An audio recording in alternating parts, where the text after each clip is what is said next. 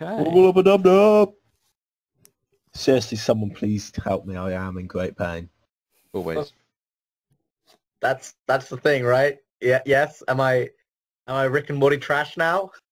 Please, someone accept me. Friends. Alright, Simon, can you say something just so I can see how loud it puts you on the gauge, whatever? No, I refuse. I don't care about your gauge. I want your stream to fail. I want all of your dreams to crash and die. I think it does need to be slightly louder. Okay, right. No, I'll do it on my end because I'm just adjusting. Because you were previously at 200, and I put you down to 40 now because I can. Okay, so right. yeah, I just need to adjust your volumes a little bit, and then everything should be good.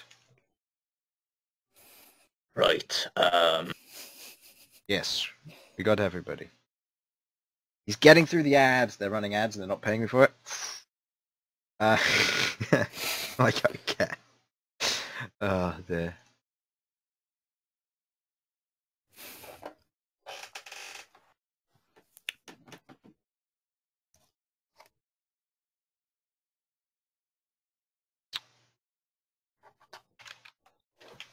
Question.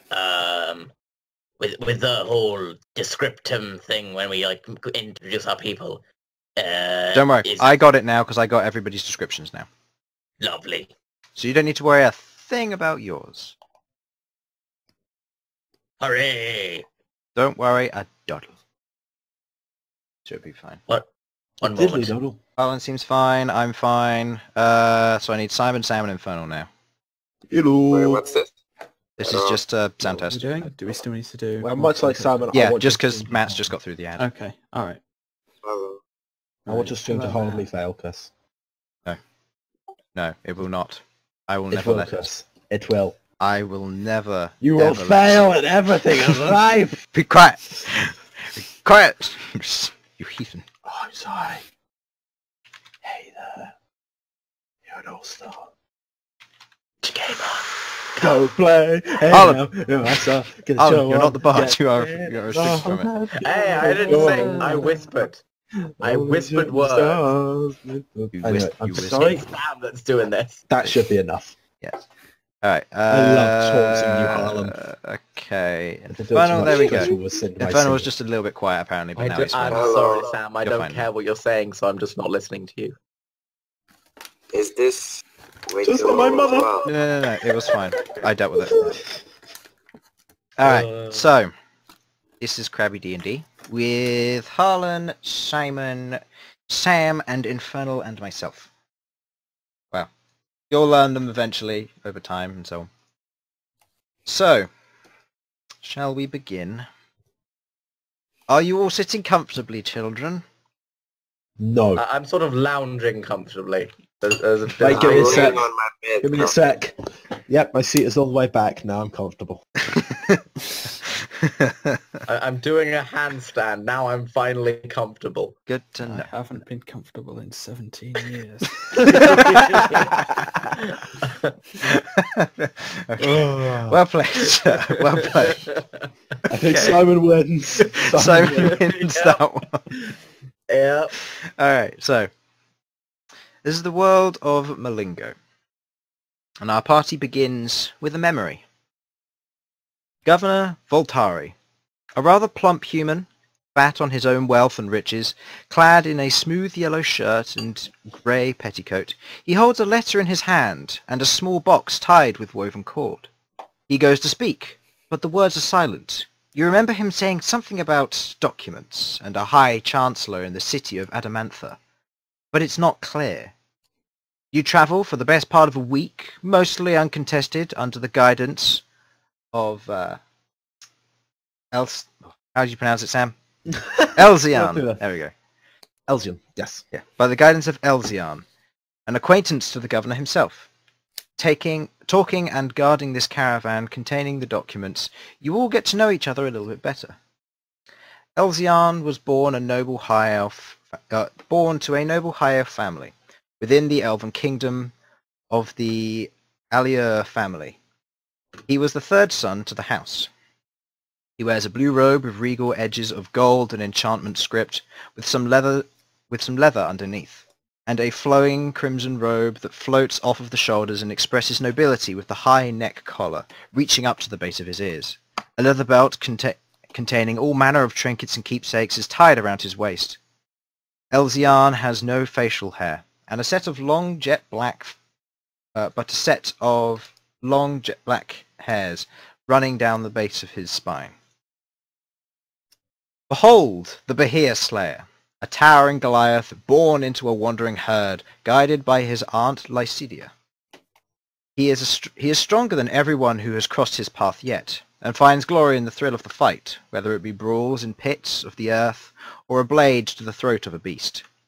Standing a good amount above 7 foot, Bhold is a light grey in colour, with many dark blue battle paint markings and tattoos that adorn his body in a tribal fashion. But the most unique testimony to his character is a skull of a Behir, a large beast of lethal ferocity slain by his hands, and the skull once a trophy to his victory. Queglod, a rather short, old halfling lady who always seems to wear a wrinkled frown. She carries a slender, pure dark steel staff with a gleaming amethyst atop it. She may seem small at first, but you realize she is in fact taller, but her slight hunch does not aid her height. She wears an old-fashioned attire to a wealthy family, dark black clothing and a large leather coat of deep purple with jet black feathers that line the collar and swirling patterns throughout. The cloak, slightly too large for her, leaves a thin trail behind her as she walks. Hanging from the cloak is a dark hood that, when pulled up, forms a near-perfect point that reaches to the skies above, along with an old and annoying raven called Felipe. Sasha Smashfist, a rather interesting individual. Sasha has a long plait of auburn hair along their back, situated with multiple little metal rings and loops, each with their own small carvings etched into them. Wearing a well-worn and weathered chainmail from constant use, Sasha has bright green eyes and a mask that covers most of their face. Although Sasha does not share their adventures with the others, the tales told are numerous. You all begin to come to your realization as to where you are now. You're all in the middle of a cobblestone street. You're each looking around. It's blurry at first, but your sight begins to clear. Eventually you manage to focus on the people around you. As you each wince, you see your companions, the people you've been travelling with, standing there with the same looks of confusion as if they don't know what's just happened. As you each try to remember, you feel a sense of blur and mist. You cannot recall what's just taken place. It's there, but it's not reachable. 2 weeks. 2 weeks has gone missing.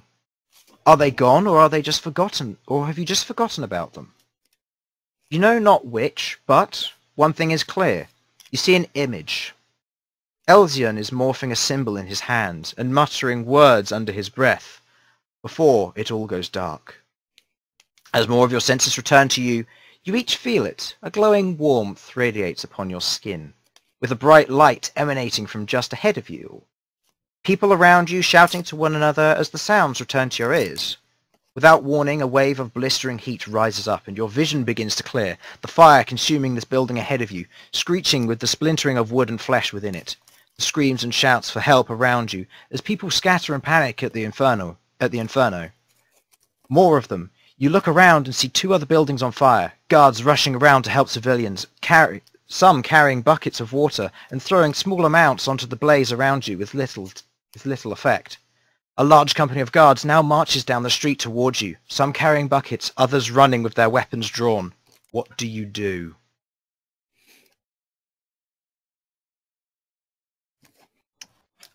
Fucking what?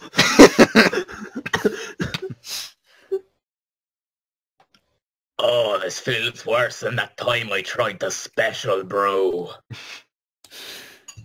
Oh. I don't want to know, Cleric. Now I suggest we get out of here. Just to double check, am I sure I know you? Because everything's a bit fuzzy right now.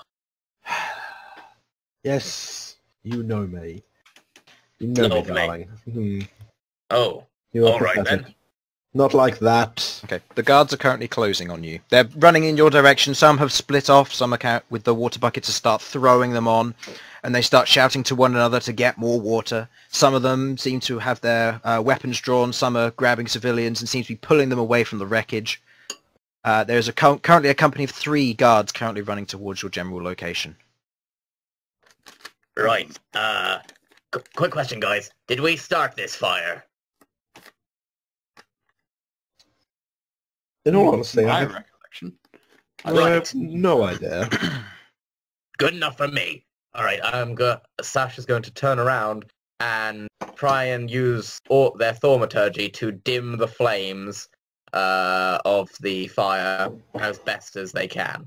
Okay, give me a roll.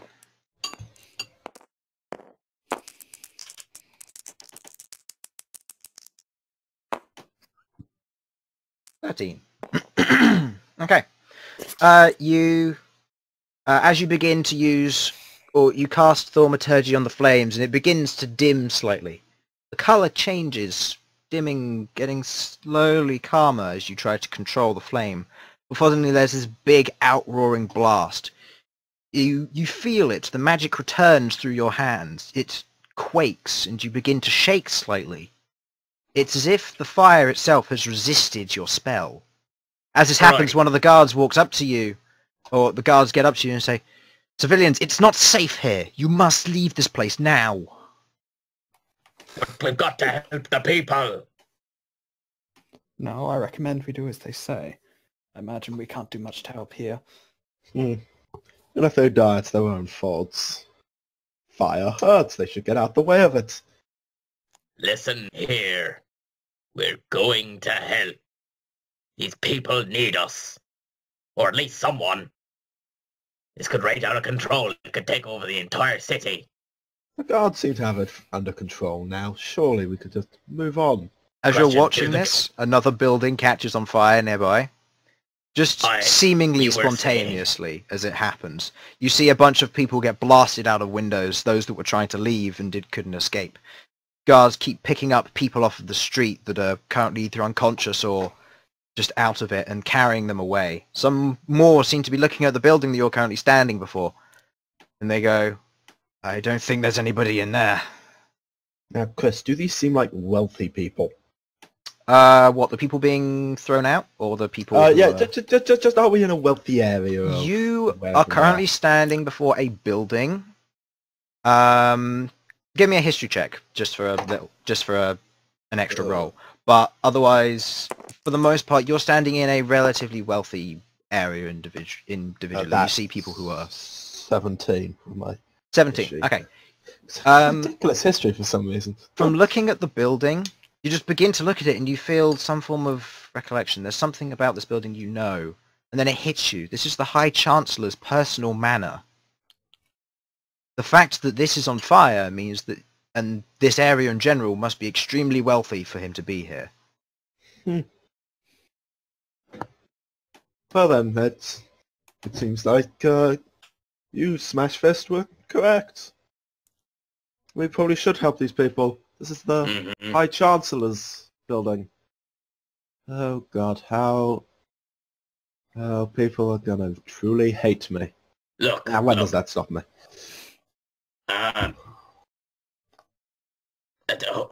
Is there anyone who can help with this magically? My thaumaturgy couldn't stop it, but maybe if someone else was helping me, we might be able to do something. Unless this fire has a brain, I can do nothing about it. Well, it did actually seem to have some sort of sentience to it, so... Give me an Arcana check, Sam. Okay, let me check.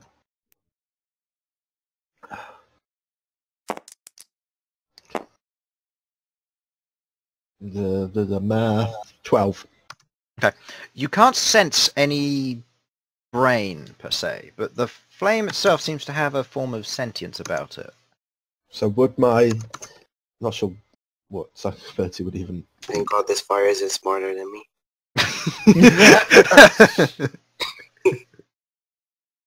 Turns there- out the fire is smarter than Infernal. Is there any something I could use as a big bucket for water? Give me an investigation check.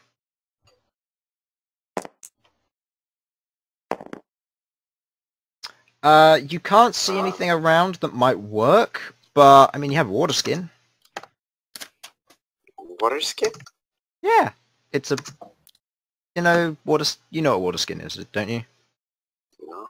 Okay, It's like a it's a bit of leather in a teardrop shape, and it's sewn together so you can store water in it, and it's got like a funnel at the end. Ah. It's that thing. Generally, how much would they hold? About a litre? Maybe a little bit less? That's not much. Yeah, that kind of size. Yeah, I'd say a litre. Right, Elsyan, this didn't see... Okay, Queglod, you have... you're magical, right? I am. I have no powers that would help with putting out a fire, though. What have you got? Well, if you want someone killed, that's not going to be too difficult. Fair enough. All I can do is try and dim these flames. Is there any chance you could help, I don't know, lend your power to mine so we can hopefully stop this thing? I don't know if I've ever heard anything like that. You're a Chris, cleric. I'm not Chris, have they ever heard of anything like that? Have you heard of what ability? Sorry? trying to add my power to his to make his thaumaturgy stronger, even though I don't know the spell. You can give me a aided arcana check. So if you give me an arcana of 15 or higher, I'll let you add a +2 onto a thaumaturgy roll. Nice. Alright, let's have a go. Well, It's a total, so it includes your arcana bonus. yeah. Okay, I'll give it a try, but I warn you, I don't know how well arcane magic and divine magic will react. Kaboom! And my arcana's 1, so that's not gonna work. That's 10. No. I can't take magic from you, damn it. You don't know any feasible way. Also, I would also like to point out, they are both divine energies, because remember, Harlan, you're a cleric. So you use divine magic. So actually, yes, you'd just be able to feasibly do this, because it's not arcane and divine, it's just straight up you can. Oh, So lovely. it'd be a +2 if Simon's willing to help. Arcane, isn't it? Huh? But Warlock was arcane. Is Warlock arcane? I thought you were drawing power from your patron. No, you're drawing energy from a creature. You're kind of divine. You're like the... Isn't it like the complete opposite of divine? Isn't it unholy? Well, You formed a pact with an individual, and they're not necessarily bad. They're just neutral or evil. So mine is neutral, pretty neutral as well. So yeah, we could. Yeah, you could totally synchronize this. Help me, Queglod, I'll give it please. a try then. Not Right. all of these people will have had their time yet. Right, I'll do my best. I'm thaumaturging again to try and dim the flames as best I can. Okay. Maybe even smother them, but I don't know if that'll actually work. Yep, okay. Okay. Oh no! Oh, so close. I've still got to roll my resistance. Yeah, that has no effect. Ah! I can't do it. As you do this and you try to control it, the guard next to you says, "We've got a mage coming. Don't worry. They'll be on their way. For now, just try and grab what buckets are nearby and try to grab what water you can." Alright, we probably can't save the big building, but if each of us head to the surrounding buildings, we can maybe stem the fire there, keep it contained. Are there any If anyone barrels near- nearby? Stop it I can from help them. spreading. Investigation check, Infernal.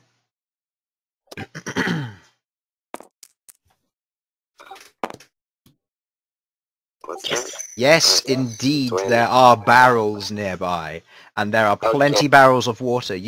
As you're looking around, your squinted eyes, you look around, and you see a tavern. You're like, oh, tavern. Wait a second. And you look to the side of it, and you see this giant cart filled with barrels. You're not quite sure what's in them, but hey, it's worth a shot. I'm going to pick up as many as I can and throw them. Okay. Okay. Give me an attack roll. So just give me a roll and then add your strength plus proficiency. Okay. 6. Okay. You throw the barrel, it goes like 2 feet, cracks on the ground, and there's just like this pool of water just created on the ground. It's like, well, now you know there's water in there. You still have another. You still have There's another water barrel on in your these. shoulder. Yes. That's good to know. Given where you Wrong button. why am I worried? Wait, whoops. Yeah, you're hitting the wrong button. So if you want to attack, roll again for the other barrel. 17. 70. So just standing there, and you're like, right, there's water in them. Good test. Throw the other barrel. You throw it, and it hits the side of the building. There's this loud psss as the water clashes with the fire. As you feel something strange, and the heat roars up in another part of it, kind of it just reaching up, kind of in like a hand structure before it crashes down on the side of the front of the building and just tears it apart. You can now see a face within the fire, like a physical mouth and eyes made out of fire. I'd like you all to roll initiative. Okay. For the sake of this, I'm going to say you're in roughly your same starting positions except for Infernal. So Infernal, you are 15 feet away from the blaze, and everybody else is 25 feet away. I rolled a 3. Don't worry, Harlan, someone's done worse than you. Excellent. Alright, so give me your order of initiative, please. That's what... Oh, no. 15 to 10, anyone? Nope. I missed that. 10 to 5. I'm trying to... Yeah. Where is it? Where would initiative be? What? That's... Initiative on your character sheets it's will be like top minus middle, 1. I got a 2. next to AC. I have a Okay. 7. I 10 to 5. 10 to 5's first. I have an 8. Okay, so Simon. Okay, Do we add it to the roll we've just made, or is it just... Yeah. Shit? added to Okay. the roll. Huh. Okay, Did you get mine? what was yours? 7. Alright, so then, so Simon Infernal. 5 to 1? I'm 5. You're 5. I'm 2. Wait, you have a... No, it's added to the roll you've just made. Oh. Unless you've got a Unless you've got a -1. I've negative... got a -1. Oh, okay, in which case, yeah. So, You've got a negative initiative? so Sam, and then Harlan. And let's roll for the guards. Alright, the guards are better than all of you. Alright, so... Do we care? No, not really. Alright, so... Combat has begun. There is currently a fire elemental before you, which will go first. He's going to make an attack roll versus one of the... actually, he's going to make an attack roll versus Infernal, because Infernal was the one who opened fired. Okay, Infernal, does a 14 hit you? No. No. Alright. And then it's going to try and do this. Infernal, I would like you to make me a dexterity saving throw, please. Okay.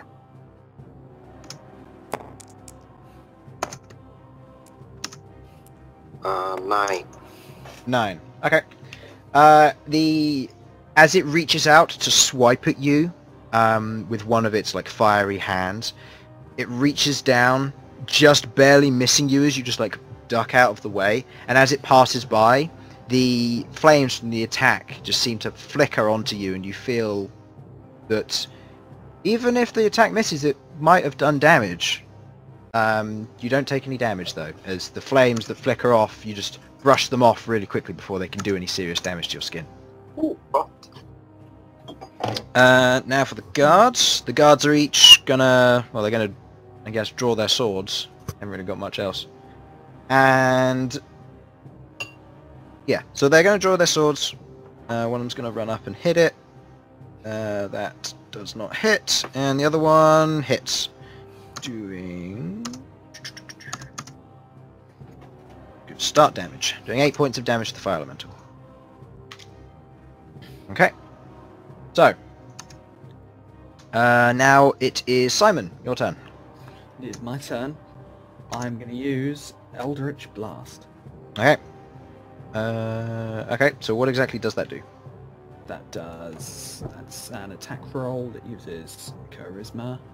Alright, give me a roll then. And yeah. I'm hoping this isn't too loud. Just gonna turn this. And the attack bonus is +5, so that's 11. That does not hit, I'm afraid. That hits. Okay, is that your turn? Okay. Shit. Unless you wanted to move back or nearby or whatever. You're How 20. far away am I? You're currently 25 feet away from it. Okay, I'm going to back up another 15 feet. Okay. You back up another 15 feet, And- bring you quite a distance between. I have nothing to really do with my bonus action, so... Okay. Yeah, so I'll end my turn there. Alright, Infernal. Yes. The beast or the fire elemental is currently within 10 feet of you. Mhm.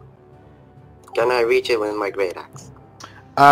If you threw it, yes, from your current location. Otherwise, you'd have to move a little bit closer, but otherwise you will be able to. I will move a little bit closer. Okay, so you move 5 feet closer, and you're going to attack, did you Smash. say? Yes. Okay, give me a roll. And that's... what's your attack bonus? 6. Yeah, it hits anyway. Roll your damage. What damage do you do? D12. Give me a d12 roll, plus whatever your strength modifier is. Plus 4. 14. 14 damage. Alright. That's pretty good. Okay. And does that end your turn? Yeah. Okay, Sam, your turn. Wonderful. Just let me double check what I want to do. Okay. I'm going to use one side point to Psychic Blast this fire elemental. Okay, See how well this goes. what does that entail for me or you? The target takes 1d6 psychic damage per point spent, or 1d8 psychic damage, sorry. Okay, is that an attack roll or is that a spell DC? That's Sonic Discipline, so fuck, I have no idea. It should... which one was it again? It was what ability? It was Sonic Blast and just Sonic Blast under what category? Psychic Assault? Psychic Assault, yes. Okay. No, I've gone too far. Yeah, wonderful. I knew this. Found it. It just says, as an action, choose... As an action, choose one creature you can see within 60 feet of you. The target takes 1d6 damage per side blast spent on this ability. Do they just take that damage? I guess that would be an attack roll. Yeah. You sure? Would I it? guess so, yeah, because auto hits are not really a thing at that scale. Yeah, because the same would be for Ego Whip as well. It's because that specifically says it's a saving throw. Okay, yeah. So yeah, it would just be a basic attack. So give me a d20 roll and add your spell attack modifier to it. Spell attack modifier, which have been called... Spell... What do you mean spell attack modifier? It should be the Spell third attack number. bonus, okay. 6. 6. Okay. So that 16. so that's 16. That hits. So now roll your d8. D8 damage. I don't think you had any other static numbers to this. That is Well, 2. Ha! Okay, you do 2 psychic damage to it. As you just reach up, you draw a quick symbol in the air before pushing your palm forward. You see the fire elemental. It shakes its head, it grabs a bit of the building, and it diverts its attention to you. I'm not going to back away. Okay. Okay. Just all 30 feet I can move. All- Just all I'm 30 running away. I'm just running away at this point. do. All right. I Harlan, want it's now to your piss turn. this thing off and I'm going to back away.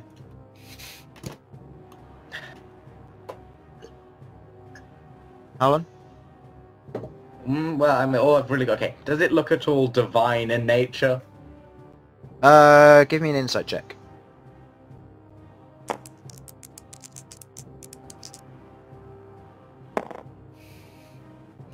No, it is summoned. Okay then. By my power I call down sacred flame. And sacred. Okay. Is that a attack or a dex? It's a attack, it's isn't an it? attack. Okay. Oh no! Okay. Does a 6 hit? No, it does not, I'm afraid. It's a spell, is it? So does it do half damage? Or is it a cantrip? Oh wait, actually no. They've got to make a dex save against the 6. Sorry, I should have realised that. Against the 6? Or against your spell Yeah. DC? Because if it's a dex save, then it's against your spell DC. Oh. Did not realise that, but okay. What's your then spell that, DC? then. Oh, okay. I hate this thing. Top my middle of your spell- spell cage. Spell page. Spell 1, mean, or? Any of them. 13. 13. Okay. Okay, Right, so... I always forget that's a thing now. Okay, so I did succeed. Damn. Right, so do I take half damage, or is that it? That's it. Okay. Would you like to do anything Dodge else for the from a rest of your time? divine flame. Would you like to do anything else, Harlan? I'll divine what information I can out of it through my Okay. mask. The rest of the party now knows that it's a summon. Okay. Diverting its attention to you, Sam, he is going to make a ranged attack against you. Does a 14 hit you? A 14 does not hit me. What's your AC? 15. Dang. I don't Alright. know how. Yeah, so that doesn't hit. Fucking how? Oh, let's go double check that. Success. That's So your dexterity is pretty high, isn't it? yeah, your dex is probably pretty high. Ah, yes, that'll be it. Yes, my dex is 16. Right, that's why then. Okay, so that doesn't hit. However, I'd like you to make a dexterity saving throw, please. Ooh, okay. Got a plus 3 to those, Okay. so that's 16. That succeeds. As the fireball rushes past out of the fire elemental, it just whizzes past you, crashing into the pathway before you. Bits of like rock and small ashes and embers fly towards you, and as the embers just come towards you, you don't want them to touch your cloak, so you just tap them away with your hands and your psychic energy, stopping them from touching your cloak. No! It is now the guard's turn, who will also both attack, and they also take damage. Each take that much damage. The first guard attacks and misses. Second guard attacks and hits, doing 6 points of damage to it. Okay, and Simon, it is now your turn. It is now my turn. I'm going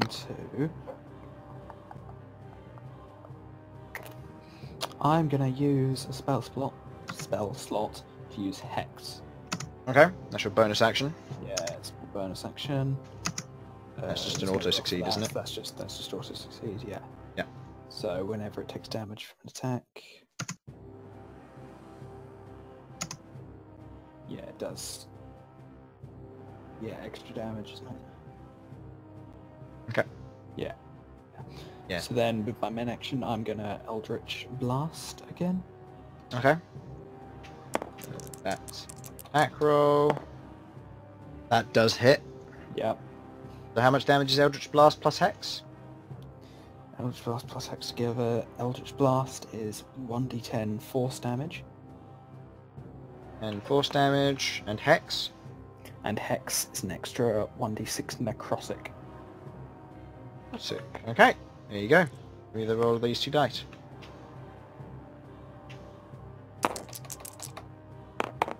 That is 12 points of damage. Okay. Yeah. As you gather up the energy of this Eldritch Blast, you just fire it towards the fire elemental, which is currently covered in this black smoke and mist that you've just created as it floats around it. The Eldritch Blast hits it, impacting and shattering off a part of it. You watch as its form diminishes and it kind of goes out before its body just splits. And before you there are two smaller fire elementals currently now on the street and currently burning away and fading. Are they They are are they about where the first one was? They are just a little bit ahead of it. So at this point, Infernal would be very close to them, probably like a foot. And the guards would also be very close to them as well. Okay. And they seem to be like gathering themselves, pulling what energy and oxygen they can to kind of bolster their flames as they stand there. Infernal, speaking of which, it is now your turn. Yeah, watch out, Behold. It's not down yet. I'll smash them Okay, again. give me a roll. They're like right next to me there. Yeah. Okay, I think that hits. That hits, yeah. Roll damage, just 1d12 plus 4. Yep. I need to check whether there's a bonus damage you get from spells. Oh, that's Oh, 7. fine. You, Yeah. as you stand there, you swing down with your great axe, cutting through the currently weakened form of this elemental, just cutting through its flames. Its form scatters and the flames just disappear into smoke. And Sam, it is now your turn. Excellent. I think I'm going to use just 2 side points on the fire elemental. Okay, the remaining fire elemental. 2 side points, did you say? 2. Yes, I want this thing dead. Okay. Just That that's it. was what? They were D8 damage. Yes. Oh! Oh, it's almost so How much is that? good. Your attack, that's what? Oh, with added, that means that's 11 Yep, that hits. total. Oh, thank God! Yep, because these are the smaller ones now. But I almost got a 20. Then you would have done 4d8. What? It's like the dice just looked at me and just went, "You want this 20, don't you? You want this 20?" I'm still moving. Anyway. Okay. Yep. Fuck it. As 10 you... damage. Okay. Describe this to me. Oh God! Why are you doing this to me?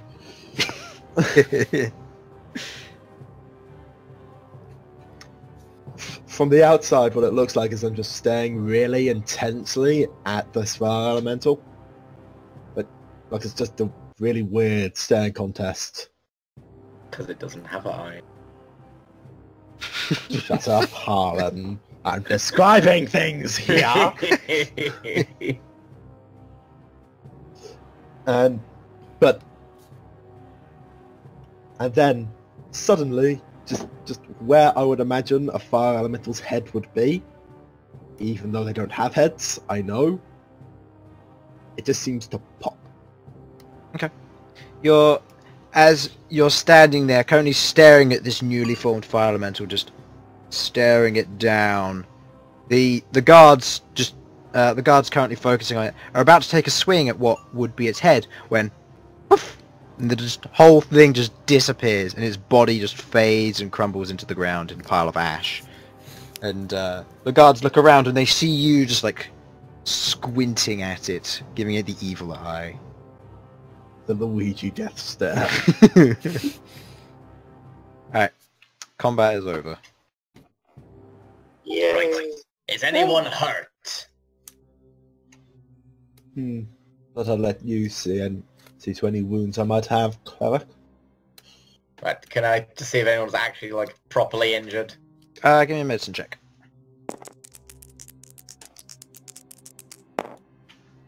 Yeah, one of the guards seems to have taken a significant amount of damage from just being in close proximity to the larger elemental. Right. There. I cast Cure Wounds on this guard. How many spell slots do you have? Is this your... Oh, is Cure Wounds a cantrip, or...?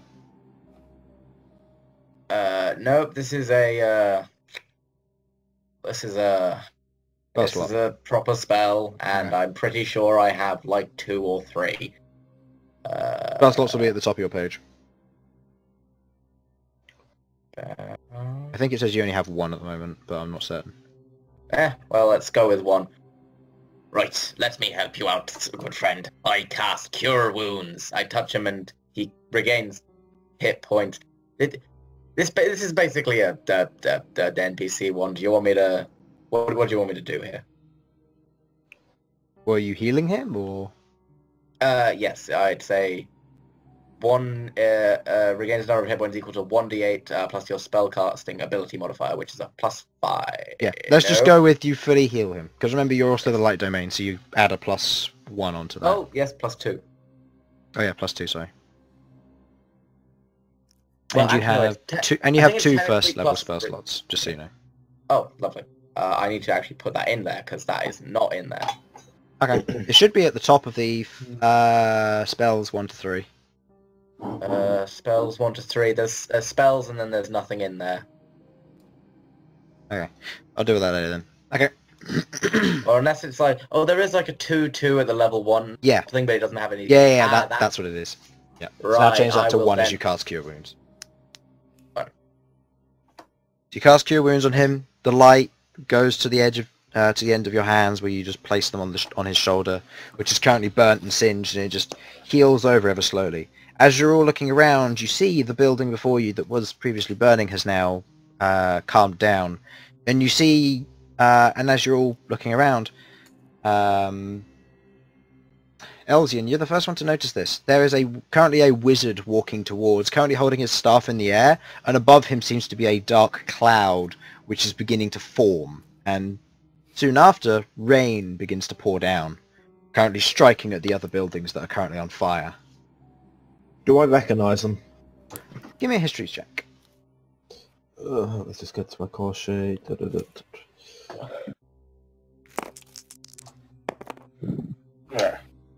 would be 21. 21. Okay. 21? Yep. Yes, 21. Sorry, I'm sorry. I'm so sorry. You recognise this as Inshel Trensil. He is from what you can tell, he's a relatively tall individual for his size. Before you realise, he's actually a lot closer than you thought. And he's a halfling, so fairly small, 3 foot. Now that you've realised this, you didn't get your perspective quite right there. Small individual, and you know that he's a wizard who sticks around this area, does enchantments, runs a small shop, that sort of thing. He's generally the wizard that people would go to when they want magic-y things done. As opposed to all those wizards that do non-magic-y things. The main magic-y things. Ah, those magic-y things. Those magic-y things. Yes. Like making He's not the one you go for. After you. No, I was done. Alright. He's not the one you go to for, like, just them little magics, like, you know, just some of that carpet cleaner. He's the one you go to when you want a fucking love potion to really fuck up someone's day. You'd go for him for, like, higher level potions, enchantments, maybe identifying items if you needed very important ones identified with a more discreet nature to them, so you don't want it to be public at the time, that sort of thing. So what you're telling me is that he's expensive? Yes. Sorry, what did you say his name was again? His name is... it was Inshel Trensil. Trensil. That is spelt I-N-S-H-E-L T-R-E-N-S-I-L. Sure. Trensil finally decided to show up. Am I supposed to know you? No. Oh, actually, I'm Elysian of House Aleuir. Maybe you've heard of my... Please tell me you have, or else I'm going to look like an idiot. History check. Yes, I heard of them. Ah, I heard a large portion of the housing estates was destroyed last year. That happened. That wasn't my fault. It's what I never happened said when it was. I'm just... Good. Good. Good, I'm glad. Good. It was definitely Good. my brother. Which now I have to name it. Oh, fuck. My brother, yes. Is he still alive? Yes, unfortunately. Ah, I see. Despite all my best efforts, I mean, what? Well, I haven't heard of him, so make sure that someone in authority knows, just so we can watch out for him. Maybe he's the one that caused all of this. Fire elementals aren't really his thing. Fire elementals? Yes, there's a fire elemental. No! Guys, what was... I couldn't see it, I've just got here! There's a fire elemental? Yeah. It's just been taken care of, which is presumably why this rain is now working to put the fire out. Yes, thankfully so. Exemplary work, young man, by the way. Oh, thank you. It's good to meet a halfling, much like myself. Except... No, I won't say that. It's at this point that the rain begins to subside a little bit. It becomes just casually lighter. Quick question: How close to Queglod's age is Eshel or whatever the hell's name is? Ooh, I don't know. That's a dangerous question if you want to ask it. If you want to insight it, you're welcome to try. By looks alone. By looks alone. By looks alone. Yeah. He's a halfling. It's hard to tell. He could be anywhere from 60 to 120 years old. He's a mage. He's kept well. Uh-huh. Does he have a bit of grey in his hair? Give me a perception check to find out if he has a bit of grey in his hair. Whatever that is. And Add plus... add +3 to it. aye, that he does. He has a little bit of grey. Right at the corner, tucked under his hat. Okay, I'm gonna sidle up to Queglod. Queglod, I'm just saying, you look like you could use a good time, girl. Just, he's a magic user. He's got a bit of grey in him. Just saying. I'll pretend I didn't hear that. Oh, I'm sorry. Did you not hear me? Queglod, you look like you could use a good time, girl. He's got a bit of magic, and he's got a bit of grey hair. Maybe you want to, move in on that. I'm standing maybe 10 feet away, dwarf. Yes, and... Unfortunately, I'm even closer. My condolences. Behold. Ah, Yeah, you're did already it, were you? something. No, I didn't feel. Perhaps we should be heading off. Alright. Yes. Need leave. Before you go, where can we find you? This is just one of the guards wanders up to us. Where can we find you? Just 'cause you were here and you helped dispatch the fire elemental, so... We might have some questions later to ask. I don't know where we go. Does anyone know where we live? If we had lodgings here, I can't seem to recall where they were. Just... Oh, If you need to get hold of us, I'm speak to... pretty good at geography. Where Yeah, guys, would we you're live? overthinking this. Guys, we have an employer... They seem to have forgotten, but we have an employer here. Governor von... Voltari? Voltari. Voltari? Yes, Voltari? Governor Voltari? Yes, Voltari. Voltari, yes. He's from the town a couple of ways over.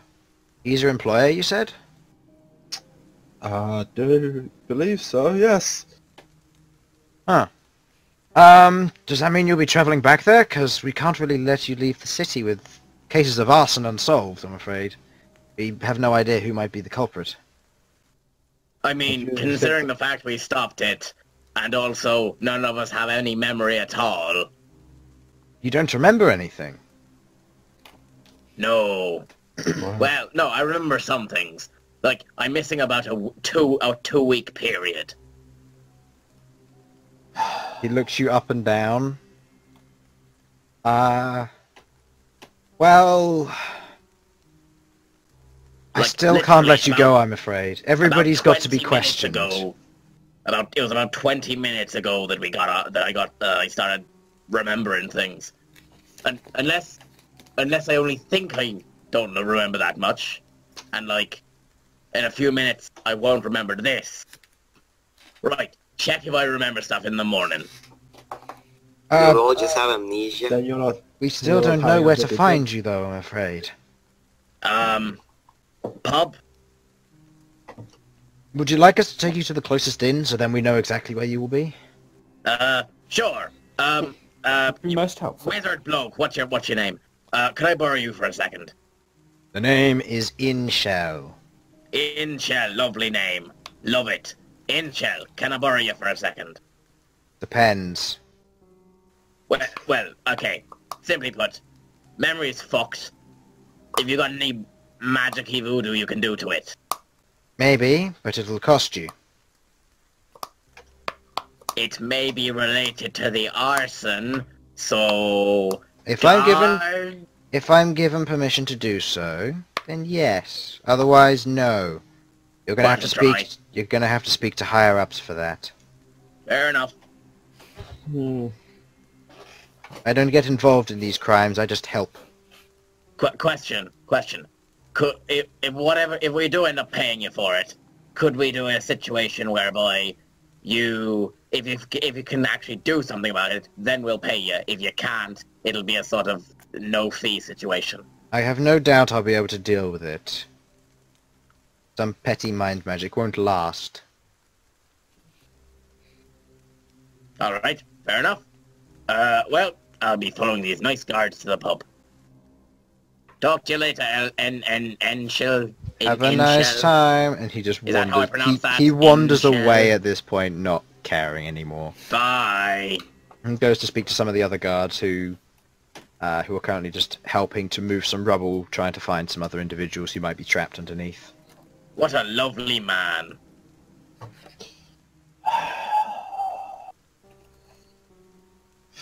Crying out loud, this is what I'm stuck with. The guard proceeds to lead you all to the nearest tavern. Takes you inside and shows you about the place. Tells you, okay, if you can stay here just for the night, it'll be useful. I'm good with that. What time of day is it? Okay. The time of day at the moment, you'd say it'll be getting close to dark, if not already. It's, at this point, from the cloud cover, it's hard to tell at the moment. But where it clears up, you can see that there's dark sky above with what look to be a few stars. Right, well, I'm going to just sit in a chair and fall asleep. Yes, this is as good a place as any to spend the night. Can I fit through the doorway? Yeah, sure. Give it a bit of a squeeze. Just breathe in a bit and then hoop under the door. You all make your way into the tavern, and you are met with a surprising amount of cheer, almost, seeing as what's just taken place. You see all sorts of individuals currently just talking among themselves. Fireplace off in the corner. You feel like this place hasn't really felt the impact of what's going on outside, like nobody cares.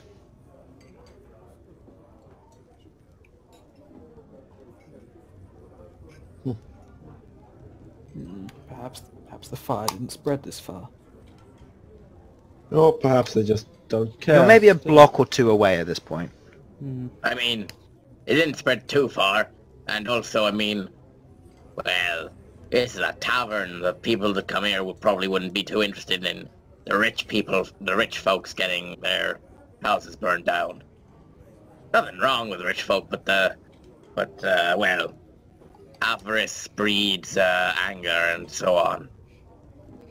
That's true, but I'm sure they'd care if the guards came in to order the evacuation. True. But maybe they didn't get this far. Maybe. Anyway, as I said, I'm going to find myself a comfy chair and have a little lie down. As you look around, you see fair few tables currently just set up with a few chairs. So most of it is occupied. There are a few corners and edges of the tavern which don't seem to be taken up too much. You see some individuals who you can assume are the main patrons of the area. You see off in the corner there seems to be a stairway leading downwards, with a archway and a what looks to be a dark wood door blocking it, and there seems to be someone standing in front of it, crossed arms, presumably a bouncer. It seems to be an orc. They have a set of 2 maces on either side of them, and you see the barkeep just over the way behind the counter. It's a male human with a sort of a tied back hair, kind of in a ponytail, with some form of a kind of like a bandana, but it's on the top of his head, just to stop the front of his hair from falling into food and that sort of thing. And he seems to be managing the drinks and pulling back a few coins. He doesn't seem to be too well built, but he seems to be quite cheery. Oh, I'm interested in the story. When you say interested, do you mean like interested or interested? I wonder how strong he is. That kind of... Oh, I'm sure you are. Right, have fun. You are despicable, Cleric. What? I've been on my own for the last 20-odd years. No, wait. Well, might be 20. You'd start to lose track of years at some point. Look, it's been a long time, and I'll be honest, I'm a little bit ready for... Well, no.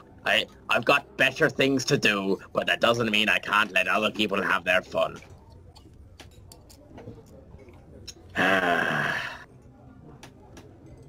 Well, anyway, like I said, I'm gonna go find my comfy chair, and I'm going to search for a comfy chair. Okay. Yeah, to give me an investigation. Seeing as you're already rolling. Investigate. No! You look around and it seems like all of the comfy chairs and the best spots are known by the people of this town, and they seem to have all been taken away. Some seem to have been pulled away, and you see one all on its lonesome. You walk up to it, go to take a seat, and a hand from somewhere else picks up the chair and takes it away. You just watch as the individual takes the chair away, puts it down, and sits down at another table. Oh, that's fucking tragic, that is. Oh. Having problems, the own Smashfist. I want a comfy chair. Is that so wrong? I lived as a hermit for decades. And that was your own stupid fault, wasn't it? No, it was the fault of a fucking dragon. So you can piss right up. Sorry, I'm a little bit angry about the whole dragon thing. Give me a minute. As you say, dragon, a few people look your way, not kind of taking much notice. Some of them are just looking around, just like, what's all the ruckus over there? Just some dwarf laying off steam by the looks of it. One of them, however, seems to maintain eye contact for a short amount of time before going back to their tankard. A female elf, by the looks of it. Hello. Right. What's her name? Do I see her, right? She's currently sat on the opposite side of the tavern with the 2 other fellows. But I saw her look at me, right? Yeah, you saw her look at you, yeah. Sorry, I'm still doing character, but yeah. Okay. Sasha goes up to talk to her. Okay. Sorry to bother you, ma'am, but I noticed you had a bit of interest when I mentioned dragon. I don't suppose you've any information? There are many things rumoured around this place. I was wondering whether you might have anything spouting about a dragon like that. You see that she is a fairly elegant individual. Not slender, but not well built either. Rather tall by the looks of it, seeing as she sat down. Still taller than you, even though she sat on a chair. Well, I'm a dwarf. Yeah, you're a dwarf. She has some silver hair, which seems to be tied into braids, which comes down from behind over her shoulders and onto her front, where they join in the center. and you see that she has her eyes. They're a deep hazel color, with slit-like eyes, kind of narrowing as you mention the dragon to her. She's wearing some form of like shiny plate mail with all forms of like just metallic design on the outside in like black metal of like horns and other forms of like designs of creatures that some of them you recognize, a few of them not. You notice that there are some larger creatures like basilisks and dragon on there, and there are others that you don't entirely recognize, some humanoid in design. And as you kind of follow the plate mail, you notice the edge of a sword. A giant two-handed sword currently placed to her side against the wall. It has all forms of these carvings on it as well, the metallic design running down the blade. The edge of it shining and sharpened. Seemingly very, very well made, or well kept at the very least. Well, my information's a little out of date, but you may remember quite a while back there was the explosion at the Smashfist brewery. Where does it hail? Oh, northeasternly of the part of the Empire, just outside the mountain. I see. Well, I don't recall such a event happening, but Well, what kind of dragon was it? red one. Well, that's all. Red one, large. I didn't get a good look at it, but that much I managed to see. I was one of the only survivors. I've been searching for that thing for the last... Chris, give me a good number of years. How old's your character? 56.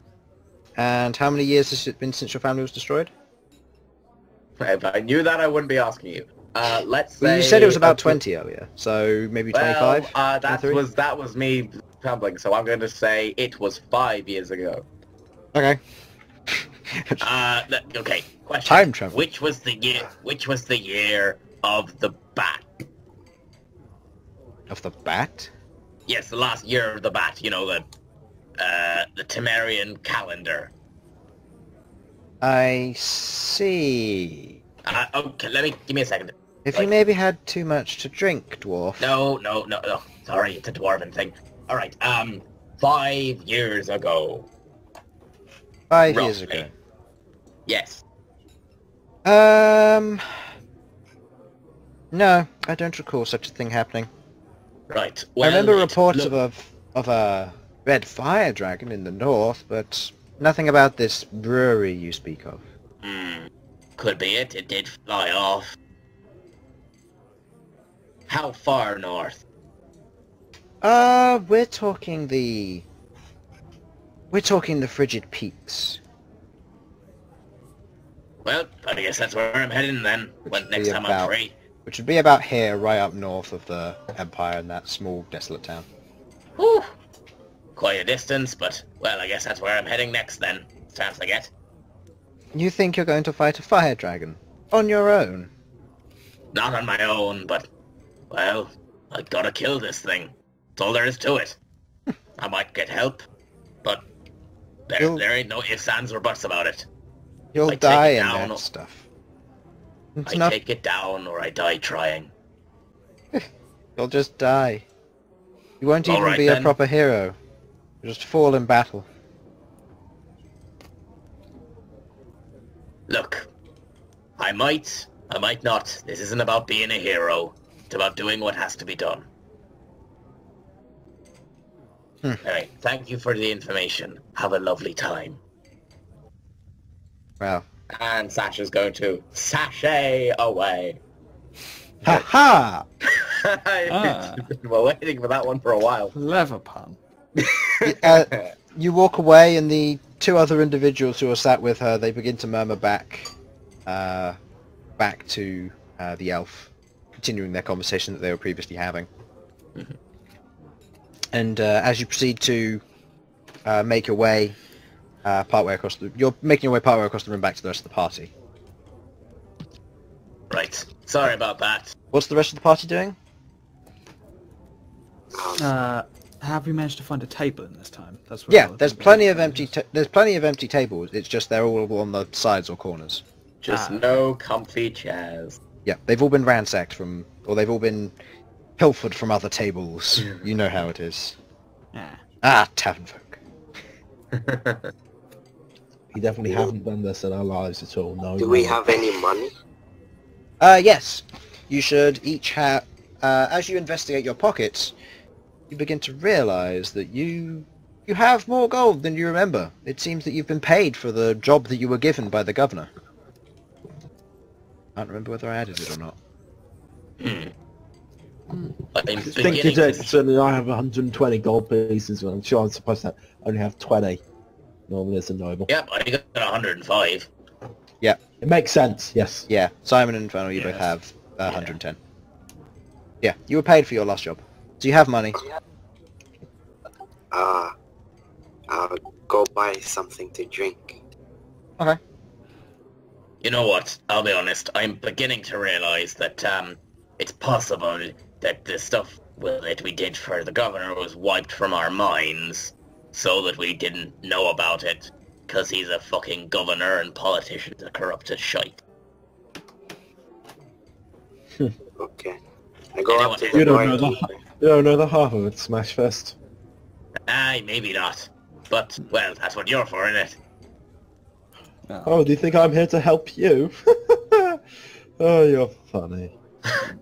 Well, our goals align for the moment, so we're helping each other. You're more helping me. That's true, you're not very helpful, thanks. Okay. I try not to be. Thank you. Behold, as you head to the main part of the tavern, I'd like to give you I'd like you to give me a dexterity check. As you're walking, you almost bang your head into a chandelier. You duck under it. You just wander past, and the barkeep, who's currently serving some people at the edge, looks over at you, and you walk up behind two other individuals. One of whom is a male human. Looks like he's just come out of, just got off of work, and he's currently just downing a tankard of ale. And the other one seems to be a dwarf who seems to be a regular here. He's currently got a kind of like a wooden slate with some gold on it, and some on each side with kind of a count, if you will, next to it as tokens. He's currently just drinking his tankard of ale as well. So, what can I do you for? What do you serve? Me want drink. Well, we do ale, we do wine, we do whiskey. I would like some ale, please. Ale? No problem. How much would you like? 2 tankards. 2 tankards? Your size or their size? Nodding at the other human. The other human just looks up and turns around, just like almost angry at the comment before, like, oh, never mind, and looks around and goes back to his tankard of ale. My size, thank you. Well, I'll get that for you. Give me just a moment. That'll be 1 gold piece while you're waiting. And he goes under the bar, pulls out 2 of these large tankards. You can assume it's maybe 1.5, 2 pints. Large tankard, made for orcs and Goliaths mainly, and larger individuals. And he fills them up to the brim with ale, and he says, "Here you go. That will be 1 gold piece, please." Okay, here you go. Okay. I give him a gold piece and take them back. Okay, mark that off your inventory. You take the 2 large tankards of ale. You heading back to the main table with where everyone else is? Yep. Okay. You walk back. Everybody else is currently sat down, I assume. Unless somebody wanted to do something. I'd like to just be saying, no, there, you know. I'd just like to be randomly talking about, so, Seeing as I'm missing about 2 weeks of memory and I don't know how much else, why don't you tell me a little about yourselves? Get to know each other. Very well. You seem like a man with a story to tell, Elysian. It's at this point that the Bhold returns with the 2 large tankards and sets them down. You suddenly look where you've put the tankards and you realise there's a tiny bar stool there. So you decide to just slide it over, and you look around for a large chair, and you see one off near the edge of the tavern, currently just unattended. Oh, I want it. Okay.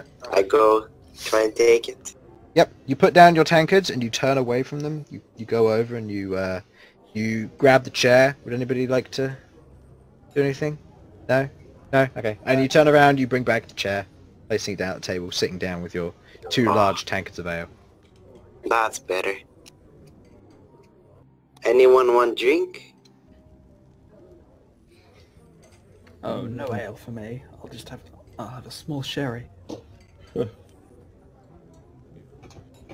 No, probably best to don't drink the same swill as the peasants. Are you on purposefully saying that loud or quiet? I'm saying peasants as if it's almost making me throw up a bit. Well, I agree with you there. The stuff they serve here is shite. You saying that loud or quiet, Harlan? Oh, I'm saying that just to Elsyan. Just to Elsyan, yeah. Yeah, that's sort of like a personal comment. Like, let me tell you. Oh, if I still had the stocks of the brewery. Oh, you'd taste ales and meads and a few wines even that would make you weep. Please, your dwarven swill will have nothing on the elven wine that my family would buy. Well, you've obviously never tried any of the Smashfist selection. Chris, would I have tried some of the Smashfist selection? Probably not. It's Probably not. At the moment, you'd say, because the Smashfists, from what I remember, they're a brewery, but I'd say because of the demeanour of it being up north, they wouldn't make things like wines with grapes and that sort of thing. They'd make more rough wheats and that sort of thing, so it'd be a very strong ale. So you probably... To clarify, we were branching out before, the whole murdered by dragons thing. That's out of character, but I'm having trouble staying out of the voice. Staying out of the voice. Yes. No, your dwarven swill just wouldn't satisfy a refined elven tongue. Oh, you give me a couple months, I'll make you something you can die over. In a not threatening way. I'll note your threat and... No. Act on it. Not a threat. Not a threat. Farnsworth draws his sword. Farnsworth, you finally decided to turn up, I see. Currently standing behind Harlan. Servant. No, Put the sword away. Put the sword away, Farnsworth. Put the sword away. May I He point doesn't out need to to die yet. everybody, you Yeah, don't see this individual. I'm going to look over to where Elsyan is talking to. Like, trying to see if there's someone behind Sasha. Can I try and arcana this shit once I realize there's no one behind me? Like, is there some magic or what? Yeah, give me a roll. I actually don't know how just good I am slightly at arcana, so this insane. could be hilarious. I just see people. No, you have no idea. Fair. Right. Well, like I was saying, not a threat. I'm a little bit bad with my words. I haven't really talked to people since about 5 years until about a month or two ago. Maybe. A little fuzzy on the details right now. Kind of questioning how long I've been about, if I'm forgetting things. Everything Just 'cause one before of the my 2 weeks you can remember perfectly. Right. It's just those 2 weeks are all Yeah. I've only been talking to people for like a month or two now, and still a little bit iffy on the whole colloquialism thing. But yes, So- I will make some very, very nice mead that I think you will enjoy. Meat. Meat. Mead. Farnsworth isn't that funny. He thinks I would enjoy mead. I mean, let's look at it. You like grape wine, yes? Yes. Well, mead is honey wine. Honey being a foodstuff that the rich are quite fond of, as far as I'm aware. Farnsworth is currently standing there. He just goes, I do enjoy a good chuckle. Oh, you're funny, Smashfist. Oh, To clarify, when you say Farnsworth, who are you talking to? Farnsworth, surely. He's standing right behind you, threatening to cut your head off. Of course, sir. He draws his sword. Okay. As in right behind me. As in, Yes. I am directly looking at him now as I turn around. Farnsworth, we really do need to get that invisibility curse off you, don't we? Okay. Don't Okay. you Of have to course, see- sir. I'm going to try something here. Okay, I'm just Farnsworth, me. if you're actually there, I'm going to put Yes. my hand forward and try and touch you. If I can More feel of you, an I'll ethereal believe that you're curse. real. It was more of an ethereal curse. I'm just... I'm just going to put out my hand and just sort of have a bit of a feel. Don't do that! What are you? Mad? Because I might be! I'm sorry, I don't know what came over me. As you reach out your hand, like turning around in your chair and reaching out, there's nothing there. You grasp at air. It's like, oh, there's nothing doing there. that to I'm not Farnsworth. What are you... feeling anything. Farnsworth, am I touching your special bit? Stop molesting my butler! What's crying out loud? Well, I must say, Elsyan, I've met a few people gifted in the arts of stealth in your time, but your butler here seems to almost beggar belief. Oh, I like I think you're Queglod. suggesting he's not real. Well, why don't we put it to a vote? Behold, do you see Farnsworth? Me no see anyone. Wait, Behold, are you blind? Is that... Sorry, I No, don't... Behold not blind. I'm not very smart. Oh, okay. You're muscle that man. Well, yes, as I was saying, right, I'm going to... Well, no, I don't see him either. Huh. Now, of course you don't see him. As Farnsworth says, a good butler only ever shows up when you are truly required to have him. And as he is not your butler, you will never see him. Question. What if you told him to appear before me? Why would I do such a ridiculous thing? To prove his existence? I do. And It does to not. assure- Farnsworth, do you need to prove your existence to anyone but me? Of course not, sir. See, Right. Okay, he okay. said no. Okay, I didn't hear a fucking thing. Alright, how about this? Farnsworth? Could you please pick something up and move it about? Farnsworth, don't do that. Farnsworth? I won't, sir. Just don't listen to this dwarf.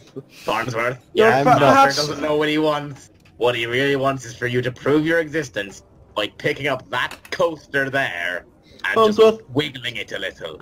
Farnsworth, I do this very rarely, but you are dismissed.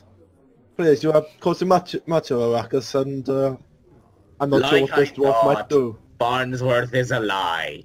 Yes, sir. Shut up! Would I'm you not like- insane! Before I go, sir, would you like me to prepare your room? Oh yes, please, Farnsworth. Of course. Fully And he aware that I haven't disappears. paid for a room yet. Question. Has Farnsworth ever failed in his duties? No, never. Question the second. have you ever asked him to do something that involves, you know, touching something physically? Well, yes, he's going to prepare my room right now. Just the way I like it. Can I go with him? Sorry, what was that? No. What do you want? Only if you want to become a member of my help, and quite frankly, I don't think you'd be much good at that. Well, I mean, it's more along the lines of I want to see whether he actually exists or not. Would you stop going on about the... That's definitely me coughing there, so He's dying. Farnsworth, come pat your master's back. Farnsworth, don't you dare touch me. Ah! He can't touch things, can he? He's No. not real. He is real. He is. No, Alright. He's real. There. Rock-a-bye noble in the bar stall. Shut up! I can't wait till level 2. Drinking the Oh, beer, God. no problems at all. Perception checks from you all, please. That was a pleasant diversion. Oh. Heyo! Sam, your perception's stupid high anyway. It's like 25, isn't it? Oh, it's Farnsworth not noticing things for me. What? My perception... Yeah, that's... What, adding with the bonus? Yeah, that's... Yeah, adding your perception. That's 23. That's 23. 23. I'm at 19. 18. Still. I'm at 10 total. Okay. Sam, you... As you're sat there and you're currently having this discussion, you feel a rummage and you swing around and grab a hand of a small child currently rummaging through your pack. I'm going to hit the child. Give me an attack roll. This is your strength, by the way. Yes, I'm just going to backhand a child. If you hadn't looked up. Okay. What's that? I'm going to try and backhand a child. I think I might just lightly stroke his face, which is going to be even worse. I'm gonna make I need to make a dexterity check, so tell me what I'm trying to beat. I am, It's proficient. You're proficient in backhanding, so that's fine. You're noble. of course. So use the right I number think on the strength. extra proficient in oh. So, what, against my dex? Is that my dex mod or my dex? It's 4 plus your dex mod plus proficiency, so the right number, the larger one. 5. 5. So that's... So it's 9. Yeah, total 9. Alright! Failed. I rolled the same number as you, but he's got lower dex. As he's there, you swing around and you smack him across the face. He goes, the child goes, or just like clutches the side of his face and he goes, "You're mean!" and then just like runs away to another one of the tables where currently 3 hooded individuals sit. I presume I noticed the hooded individuals. Yes, you do.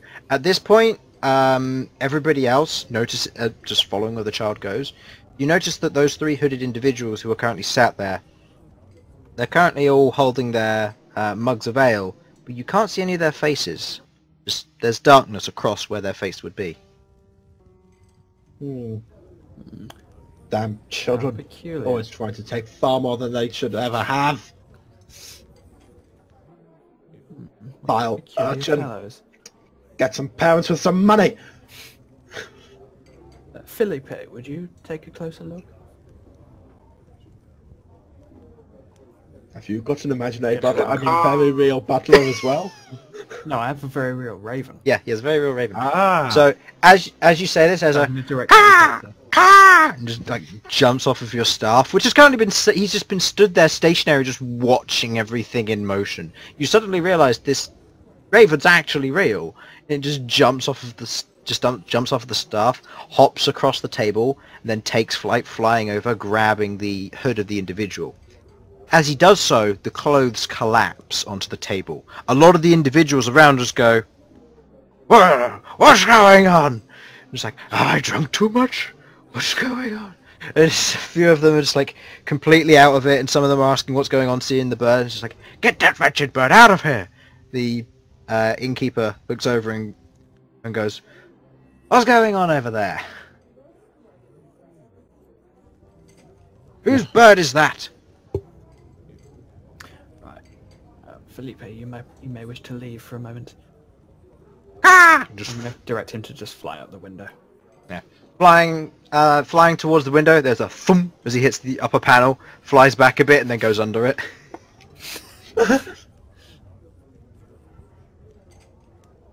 Does Felipe have an intelligence of 6? Let's Infernal, find out. what is your intelligence? What, me? Yeah, what's your intelligence? It is very smart. I'm 6 intelligent. Let's find out what the intelligence of the Let's monster have a look. manual says. I'll find this while you all continue on.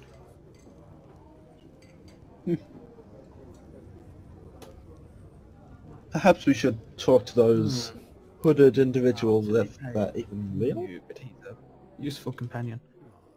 Sorry, with I'm that, still I'm trying to gonna get get over the up my fact that sleeve. you slapped a child. A raven has an intelligence of 2, Yes, we are just going to gloss Oh. over that fact. so it's less intelligent than you.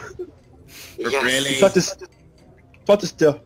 Yes, Smashfist, we're going to gloss over that. Where I come from, if he tried to steal from a noble, he would have his hands cut off. Yes, You you want may to- wish to keep it down about cutting people's hands off in here. Just a child stealing? What's so wrong about that? A few individuals are currently looking your way, almost. Oh, get off your high horse. I haven't even had any alcohol yet. This is actually quite scary. This is how my character just acts. Even I don't like my character. Jesus Christ. Okay. I asked if you want something. Sasha's to gonna drink. mumble. Just you're not gonna get a fucking drink. You're not gonna get any fucking alcohol in this place. Very, very lowly, just sort of bitter, like. I'm gonna roll perception. Roll a That's sleight of 9. hand, Harlan, or stealth, whichever's higher. I'd Sleight say of stealth. mouth. I'd actually say stealth would be more appropriate. Yeah, no, probably Well, I not. have like a -3, a -1 to that, so. That's a 7 for you. What's yours, Sam? Mine's a total of 9. Okay. My perception is for all. Yeah. Yeah, you hear this mumble. Just, I'm very bitter about the fact that this place has bad beer. Well, I want to drink from this place, Dwarf, and I'm much happier without any.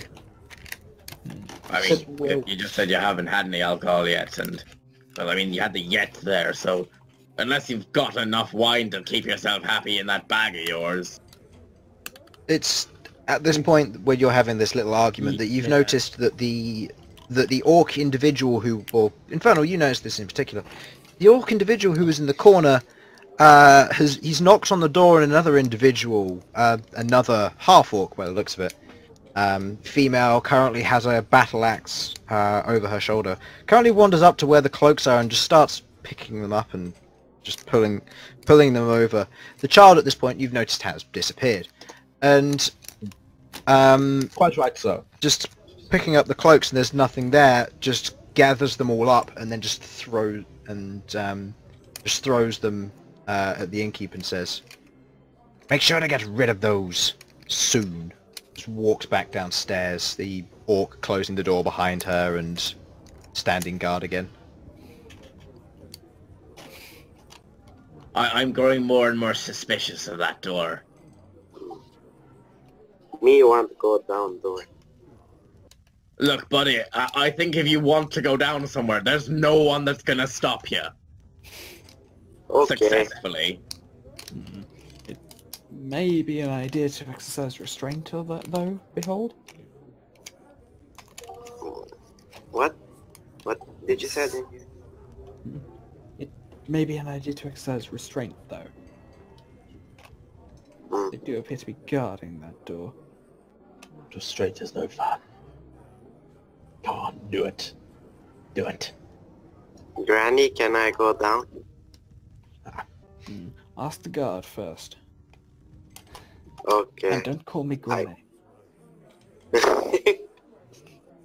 Keep calling him Granny Infernal. Go up to Guard. Okay. You walk up to the orc individual. What do you want? I want to go down. Why? Do you have permission? No. Then I can't let you go down. Why not? Look here, you may not be the smartest individual, neither am I, so no offence, but I can't let strangers down in here, I'm afraid. What if I beat you in arm wrestle? Hold on a second. He knocks on the door a few times. The female half-orc comes out and just like opens the door. What? This one wants in. What? Okay. And she just grabs your shoulder and pulls you in with a weird amount of force. And just pulls you down the stairs and through the door. And the orc closes the door behind and stands back up guard. Okay. Infernal, you see before you a large ring. Like this, it's a huge stone room, circular in shape, with what looks to be some form of a pit in the middle. There's cheering and hooray! There's a lot of people are currently just holding what looks to be pieces of paper up in the air, shouting names and so on. This is a pit arena. Ooh. So you wanted in. You're in. Yeah. Oh. You got What coin is- to bet, or are you participating? Oh, fuck. That's a good response. Now answer the question. I want fight. Good. Well, let's get on with it then. And walks over to some elderly human gentleman who stands up and walks over and he's like, "So you want into the fighting? Yes. Ah, good. I haven't seen many Goliaths through here recently. Maybe you can pose a challenge. So, on a scale of 1 to 10, well, can you count to 10? Demonstrate it for maybe. me. 1, 5, apple, stick, 10. Good enough. On a scale of 1 to apple, how strong would you say you are? Pineapple. Oh! Oh man. You have confidence. Let's see if that lasts. We'll put you up against... who do you think? Cheddar? Do you speak orc? Me? Yep. No. Gosh Nodur. No. And just like looks over and like nods to an individual. A large orc who's currently just standing there cross-armed and just looks over, looks at you and goes, he seems to be about 6.5, nearing 7 foot in height-wise. And he seems quite tall, very, very buff in himself. He's he looks to be one of the other bruisers guarding another door by what looks to it. He's just standing there. And as the old man nods to him, he walks over and he knocks on the door, opens it up and walks through, closing the door behind him. Well, you're entered in now. Would you care for a drink while you wait? No, thanks, I just had. Ah, fair enough. Anyway, we'll let this one conclude. As you, do you watch the pit fight that's currently taking place? Yes. Okay. You walk over and you see what looks to be a orc female. Currently just, she seems to be sat on top of the other individual who seems to be a rather buff human. She's just punching and pummeling his face, one after another. The crowd's cheering. A few individuals throw down their pieces of paper and just shout out, seemingly lost their bet as this human's just being completely and utterly pummeled. His face is covered in blood, the dirt around dark reddish from all of the blood that it's seen over the years. The wood behind stained with small droplets of blood as the punches come one after another. You hear a sounding thump as it whacks into the side of his jaw. You see the entire lower jaw just out of position, sliding to the side. His nose broken and bent inwards, deformed, and just blood pouring out of bruises and cuts at his side. The female orc stands up, picks him up, and with a final throw into the air, just lifting her knee and slamming it into his chest, he flies across the remainder of the arena, hitting the ground, and he grasps for what air he can before collapsing on the ground.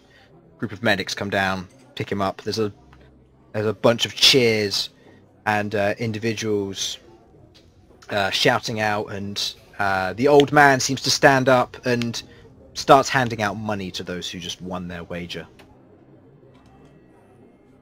We'll go back to the rest of the others. What are you all doing?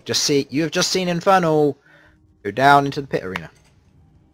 Behind that door. Just gone down. Yep, he's just gone in, as far as you're aware. Should we follow him or what? It wouldn't do to let him go by himself for too long. I mean, I'm not worried for him. I'm worried about for whoever gets in his way. Well, Like, seriously, he's like the size of 2 of me. And I'm pretty tall for a dwarf. Behold is a That's not well-meaning so bad. lad, but he could be a danger to those around him. We ought to go and see what he's gotten up to.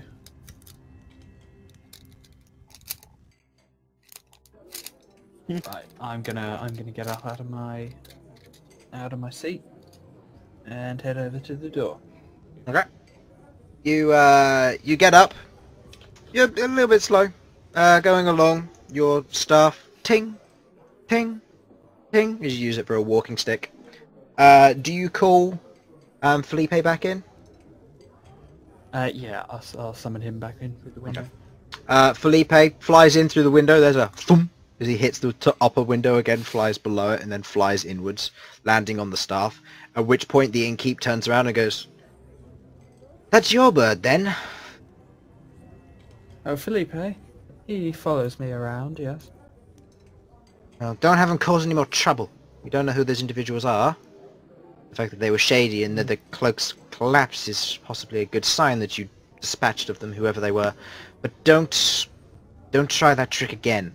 It's likely to get shot out of the air, looking over at what looks to be another individual, seemingly, from what you can see, an individual with some form of a reddish beard almost, and a slightly redder texture to the individual's skin. Hood up, with 2 what seem to be like spikes coming out of the top of the hood. Not actual spikes, but like there's something under the hood holding that part of the hood up. The individual has a massive longbow next to him. If it were any larger, you could potentially call it a siege weapon. He's currently just staring over in your direction, particularly at the bird. Well, you needn't worry. Felipe will do nothing without my instruction. Good to hear. I see your friend got into the pit. What? Is that where he was going? The pit, yes. It's where we bet. Me and another tavern have it in. We earn half the earning. We earn 20% of the earnings each. The pit earns the rest. I see. Pit, you say? Yes, fighting pit. Individuals brawl it out, hand-to-hand combat, smacking each other. Well, it's no wonder they let Bhold in. Yes, he seemed like a very strong individual. I'm not surprised either. But to get in, you'll need to either pay the fee, know the password, or have some strength in you. How much is the Question. What's the password? Ah, that's not something I can give out. Nor do I actually know it, unfortunately. They won't tell Worth me. a try. They change the password daily, and only members know what the password is. Wait a minute, wait a minute. And how does one become a member? You either have someone who you represent who wins a fight in the pit, and is willing to come back for more, or let's just say you win a bet. A large I think bet. we've got a bit of an in. Thank you for your help. Sasha walks off. Walks off where? Walks off towards the door? To or- the door. Right, okay. Alright.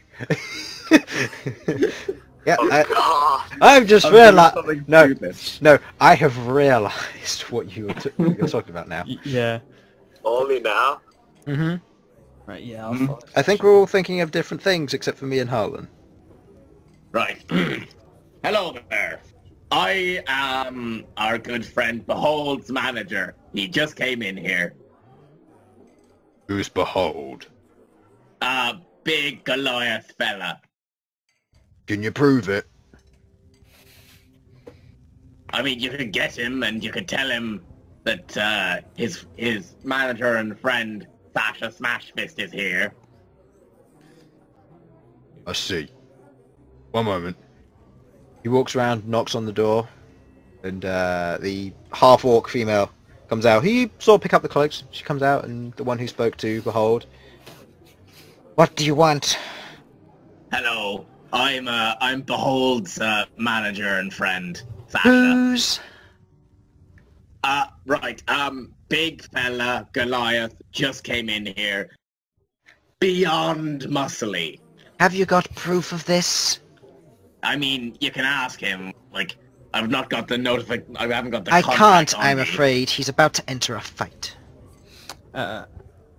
Bugger. Chris. Hmm? Did we have any paperwork on us for the job we did with the count? You would do, yes. What remains of Okay. it? You'd have like a... Think of it kind of like how when you have a bounty board, you have a bit of paper. It has the target on it, then it has the number, then it has like a bunch of written description underneath. You'd have basically one of those, but it'll be signed at the bottom by the individual. Question. And details in the They middle. didn't lock that door behind them, did they? What do you mean? The... The door they just came through, they didn't lock it. It's before still, they it's took still it. open You're at not- the moment. You're not Right. planning on It's what I like, think it's you're like planning, Harlan. partially open. I'm Yeah. tempted. Yeah, don't bum rush Right. the door. No. No, you don't know the ins and outs of his spells. Okay, I'm just going. I'm so tempted to fuck this up. Right. I'm going to use my voice. I'm going to make my voice boom as loud as I can, and I'm going to open the door with my thaumaturgy, both of them, because I can do that. I'm going to be like, Behold! Can you tell them that I'm part of your troop? Yeah. You're just sort of like, Behold! Let them know I'm your buddy! Behold, you heard this.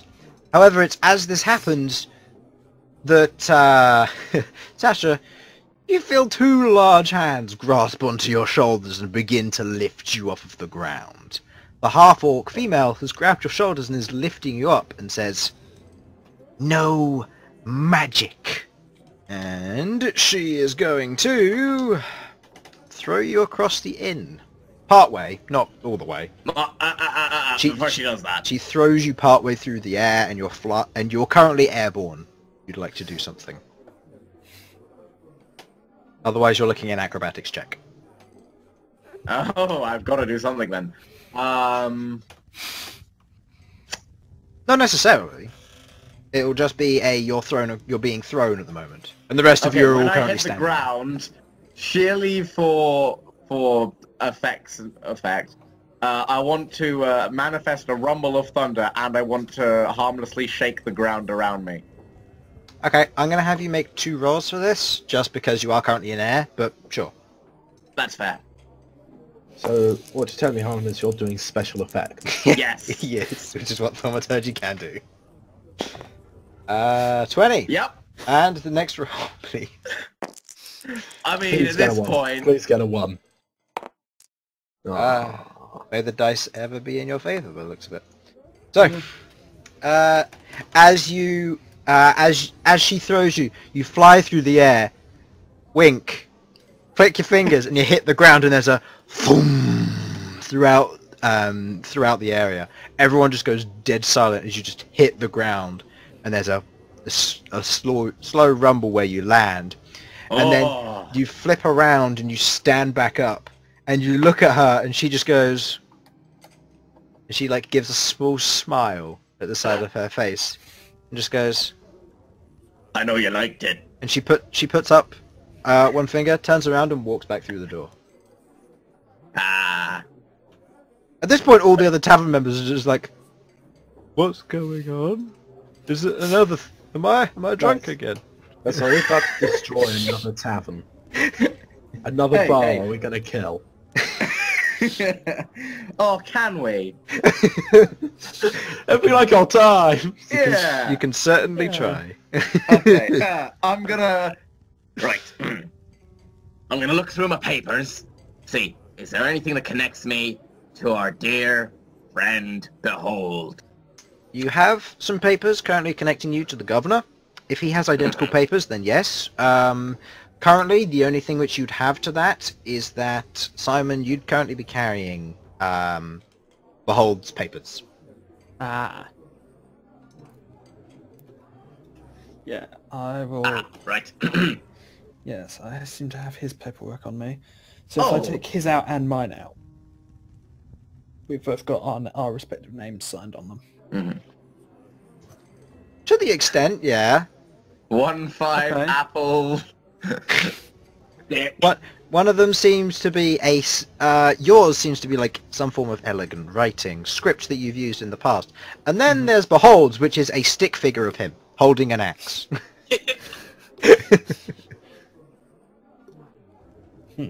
So it's Right. actually have his name written on it.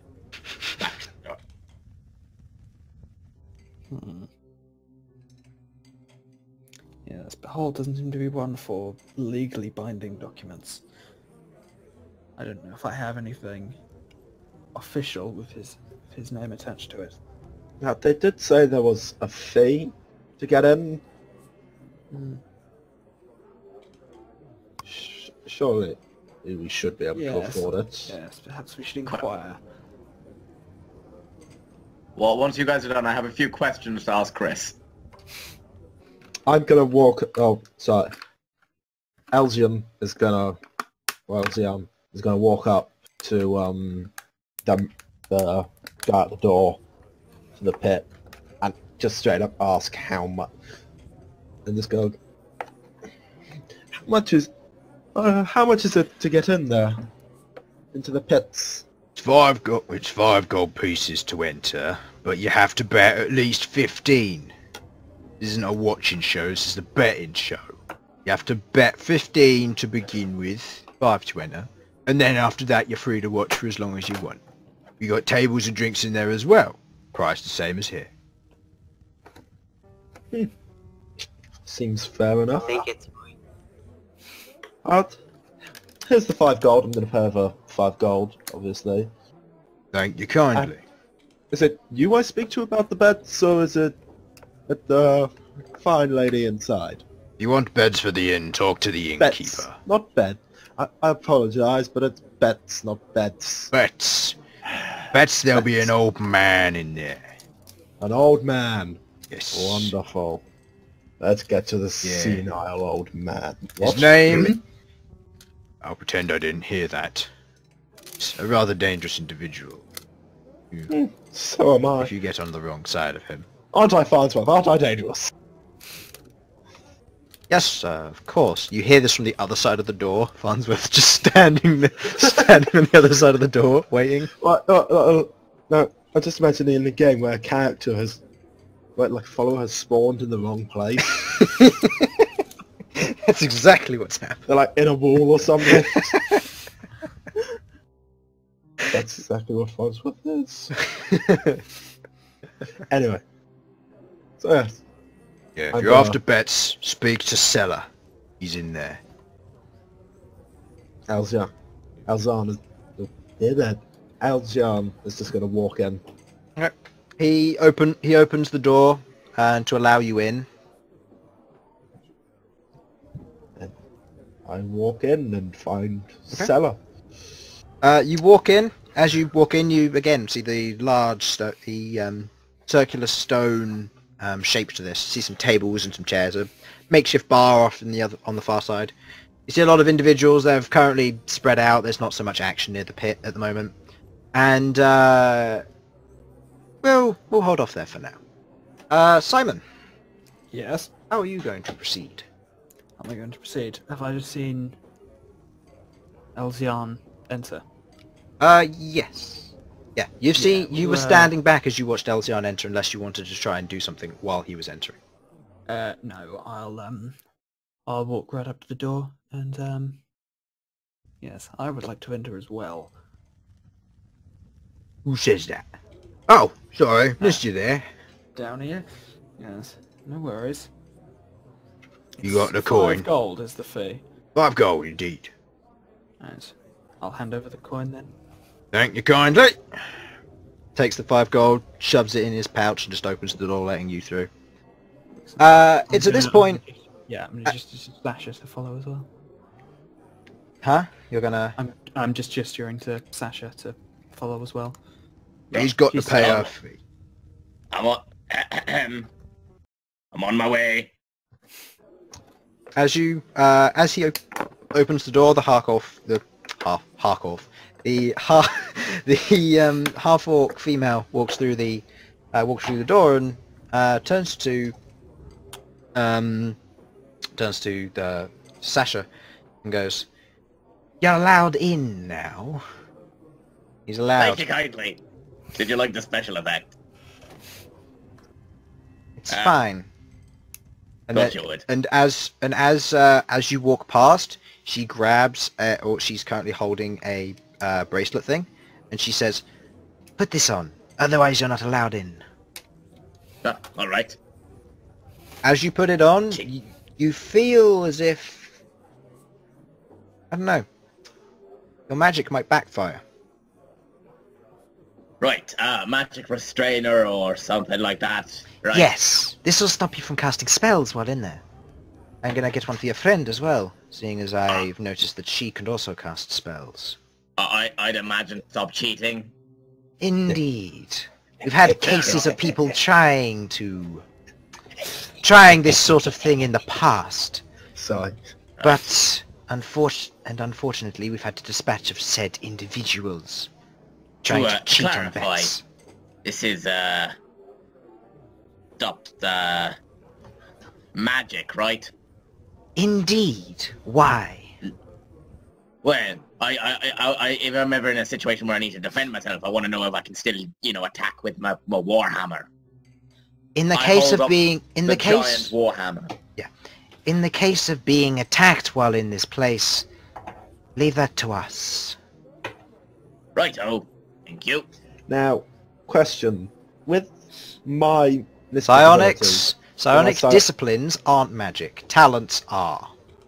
Now, okay, good. And just checking, how visible are they to the people outside? They aren't. They're unless you describe them as such, they would be classed as hidden because they are direct mind magic.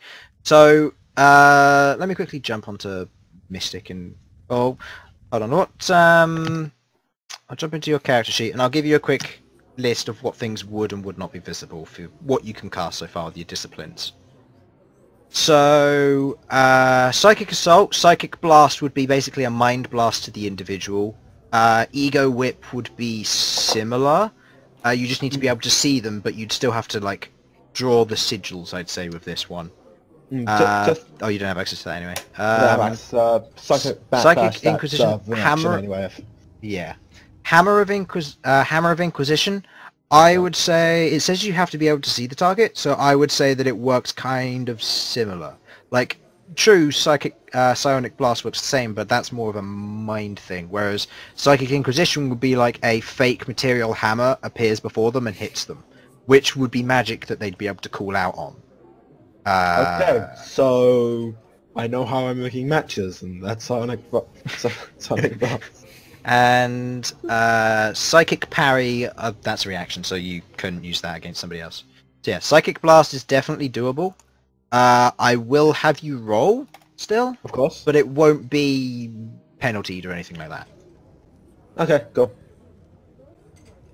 Cool. So, as you all enter in, I think we'll take a quick 5-minute break there, just to Okay. go to loo, grab some things before we begin your little fight, Infernal. So, let us turn over to our favourite song, if you all know what that is. The root sandstorm. What should we do with the drunken sailor? What should we do with the drunken Right. sailor? See you in 5 minutes. Righto.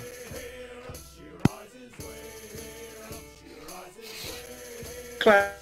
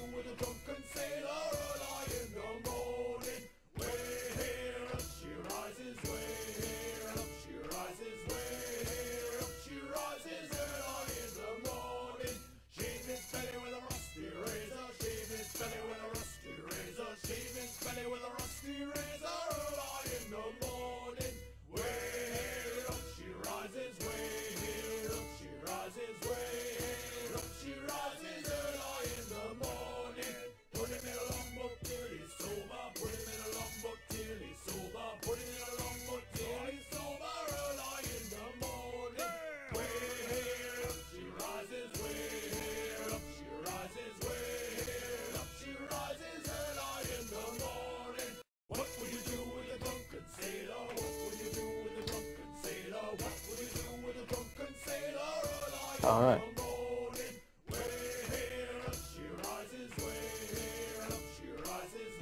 What?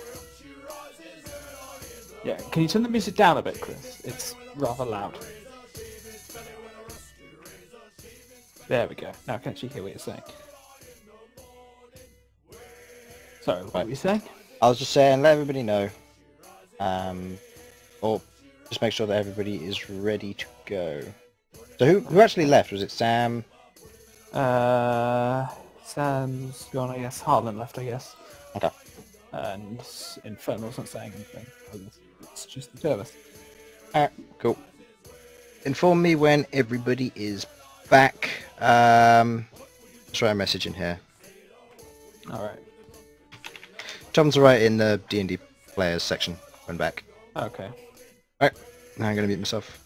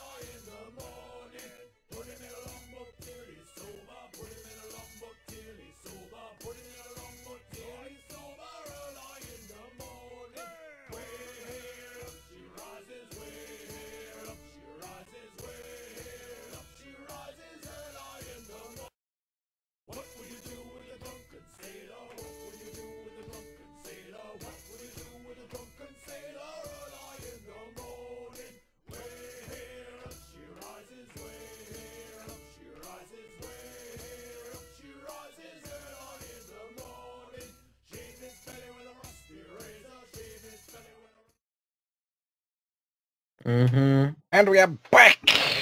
We're back! Back into action, huh? Well, actually, we're human beings, but that's beside the point. I'm back. I'm I'm Sam. I'm not human. I am not human. Anyway. Okie dokie. People. Custom plate still going. Where else? Is there anything we need here?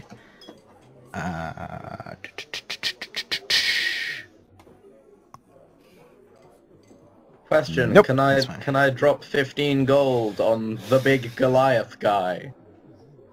I need you to make a investigation check to see if you can figure out who this individual is. Also, you haven't been directed to them. The other guys have.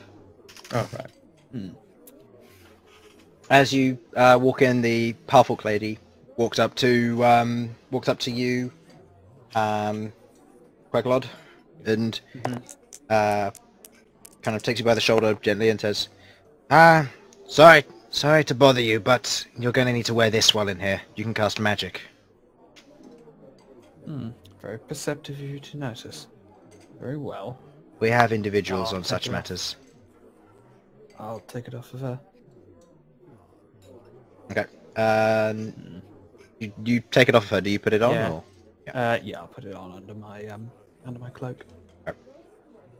As you put it up, as you put it on, you feel as if your magic would kind of be cancelled out or something similar when, if you tried to cast a spell with this. She turns, she then goes and says, "Well, you three are new here, so if you wish to make bets, please speak to that individual over there," pointing to the elderly gentleman currently sat on a chair. Behold, you are currently on the other side of a pit, currently being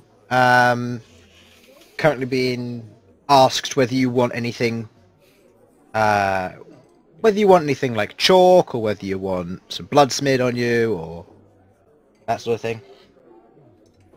No. I'm fine. Going for the traditional look. Okay. Yeah. This one's ready. And the gnome jumps up, putting a thumb in the air, and then proceeding to run back to a chair that she was sat on. Well, if you got bets, I'd place them now. We're going to be starting soon. I'm gonna bet. Yes. I'm gonna bet on Bhold. How much would you like to bet on the Goliath? I'll bet 15 gold. 15? Oh, I good to believe know. 15 is the standard bet. 15 is So the I'll do standard that as bet, well. yes. If you feel adventurous, 25 is a popular one. And if you win, we'll throw in a free ale as well.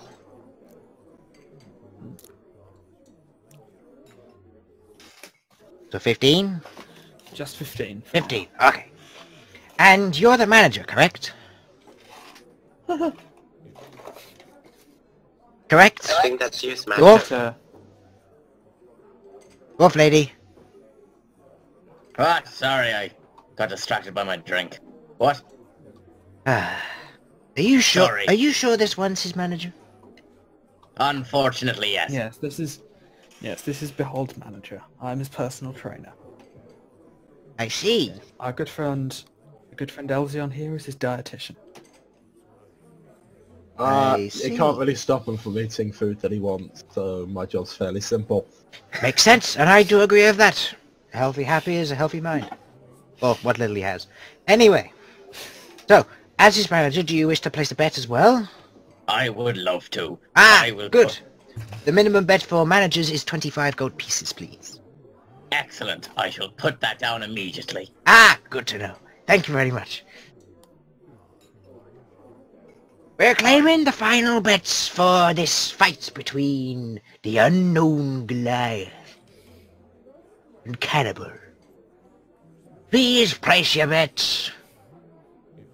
He says this, and a bunch of individuals who are currently in the crowd seem to pull out like ticket boxes or whatever and start collecting in gold, writing down numbers and so on. Proceedings take place. Behold, you're currently over in the corner, and the gnome slides your great axe off of you, and they take away all your weapons and stuff. And they've taken your your lack of armor as well, so they've taken what would probably be your skull helmet just to make sure it doesn't crack or anything. And at this point they're like, "It's ready! It's the finest show you've ever seen. Between Cannibal and the unknown Goliath, fighters take your places."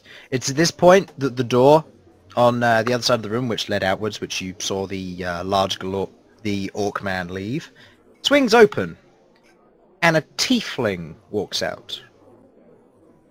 Female tiefling wearing some form of regular shirt and just walks out, all pristine-like, walks up, nods at a few people, and then jumps in the pit.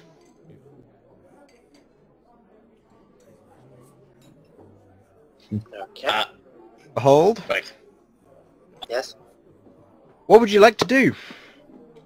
But does the fire just start? You're still on the outside of the pit. She's just jumped in. Oh. Yeah, I go in. I Okay. jump in. Cool. Alright, so. Go. Okay, you... so give me a... Athletics? Give me an athletics check for jumping in. See how much of a thoom you make when you hit the ground. It's 14. an acceptable thoom. It is at least an acceptable thoom. Yeah. She lands, there's a slight... as she hits the ground. And she looks up at you, who just jumps in and... Boom! Just looking down at her. She's probably 5'8", most. And she seems to be rather petite, and she just looks at you with a smile. Oh god. Okay. And... roll initiative, please. And let's see what she gets. Alright, what'd you get? 4. 4! Okay! She goes. I think she wins! Okay. Just maybe. Just maybe. Possibly, yeah. Yeah. Okay. So, Cannibal begins. And Bhold is up next. Let's change this up a bit. Alright. So, with a flash of speed and just unknown dexterity, you see the individual dart towards you at fairly high speeds, not something you'd really be used to. Before the individual pushes out with their palm in a flat motion, slamming against the side of your shoulder. Attack roll. That won't hit. Your AC's 15, isn't it? Yes. Yep, that does not hit. She goes to swing out with her. She goes to swing out of her palm at your shoulder, and you just grunt and go, huh. And you just ram your shoulder into her arm as she does this. It does no damage and it connects. You feel a strange strength behind it, but nothing comes of it, and you're just like, huh, is that it? Okay. And it is now your turn. What would you like to do? I would like to go into a rage. Alrighty. You go into a rage. Now, do you remember the specifics of what a rage does? It gives me advantage on strength checks and gives me +2 damage. Okay. So, I would like you to... yeah, that's all it does, right? Yeah, I think so. Okay. Yeah, at least. Let's see. I'm just going to scroll to it real quick. No, that's unarmed defense. I need rage. You have advantage on strength checks and strength saving throws. You make a melee weapon attack using strength. You gain a bonus to the damage roll that increases as you gain levels as a barbarian. You have resistance to bludgeoning, piercing, and slashing damage, which means you take half damage from them. Alright, so, you want to make your attack roll? Go ahead. Yes. How much is this on damage? Oh, fuck. How much is this on damage? Well, None. you rolled a 2. Oh, wait, is this disadvantage though? Not with advantage, no, because it's an attack, not a strength check. Checks are things like But with a athletics. melee weapon, so is my fist a melee weapon? Oh, yeah, so you'd have proficiency. And they're technically classed as light, so you do get a second strike with them. If you wanted to. So the way it would work Oh, is... never mind. Yeah, I read that wrong part. Sorry. Yeah, that's fine. Because you have your fists are technically light weapons. You'd punch with one, and then what you do is with the other hand you'd kind of just come in with a second strike using your minor action, which you've used on rage, so you can't actually do that. You'd only get one attack, I'm afraid. Yeah. And You'll be able to use your bonus action on all other turns. Yeah. Beyond Effectively. this one, because rage lasts Yeah. a while. I read that wrong. I thought I had advantage on attacks, but it don't say. Yeah. And even though you have oh no, it doesn't say that you wouldn't be just trying to think, would you be oh no, you just, yeah, I see. Okay, never mind. Ignore what I was just mumbling about. Okay. So, I just missed it. as you go in with a big arcing swing, she just ducks down underneath it with that same speed which you weren't really preparing before she's going to strike upwards at your chin. That is a 19. Okay. Actually no, that would be a 21 with that high roll. So she goes to strike upwards, striking at the bottom of your chin. She goes to deal... Where are my dice? Come back! Vaseline's on top of it. She does 5 damage, halved because of your rage, so that would be 2 damage to you. Okay. And then, with her bonus action, she gets to strike again, and that is a nat 1. I'm going to give you a bonus opportunity attack, so give me a roll. This is just a bonus attack which I'm giving you because of her 1. Okay. That will Okay. hit. I think that hits. Yep, that hits. So you go to, as she strikes up against your chin, she takes a chance and she goes to strike at your chest. You just tense your muscles, and with the momentum of your head, you swing back down and clock it into the top of her head, causing her to take. Roll me a d4, please.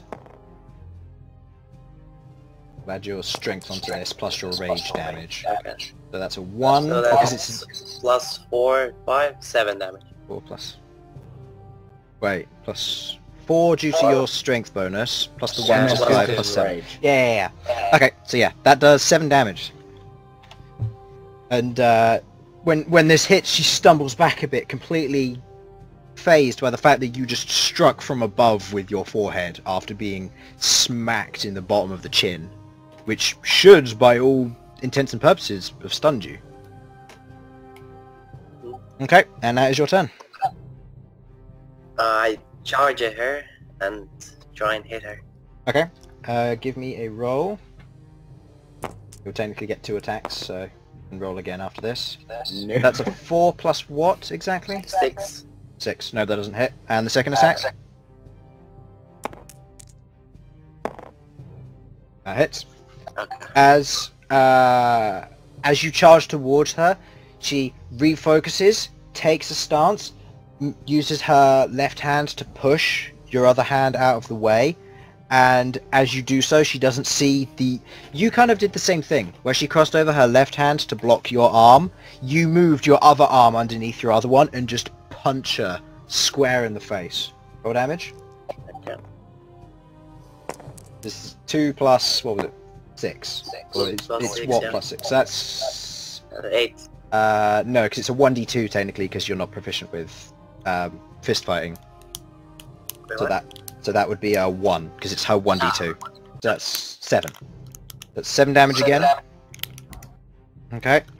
7 damage again. You clock her. You see a lot of people are currently just cheering you on. Some people are like, oh my goodness, she's losing. As you're just beating this individual up. On her turn, she is going to attempt to move round and try and strike you again, rolling another natural 1. Get an attack of opportunity, please. Oh man, she's getting smoked. Okay, I don't Give even me- need to cheat. Give me a D4. You don't even need to cheat. Infernal's taken 2 damage. She's taken a good 14 so far. Give me the 1d2 damage roll and add your 6 on top of that. That is again a 7. 7. You strike her, at which point her eyes glare red as she stares at you, and she's going to try and go for a full force fist against you. That is a 18 to hit. That Would hit. Yep. So this is... This is gonna hurt a bit. 1 does... does 5 points of damage. Oh no, 5 halved, sorry. So that's 2. Yeah. Ow. She rolled a 1 on her d4. It's not a good day for her. Okay. She's rolled 4 nat 1s, 2 of which are on d4s.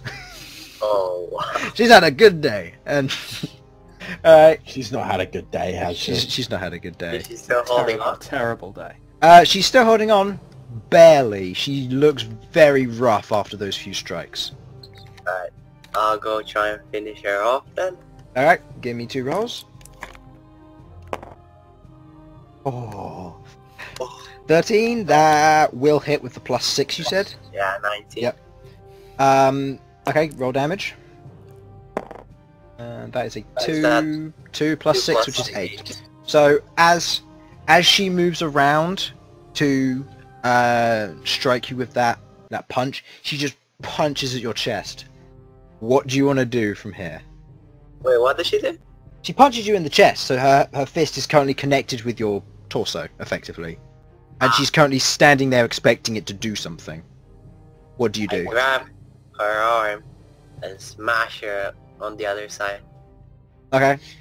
Grabbing her arm with intense force, do you say anything to her while she's like this? No. Okay.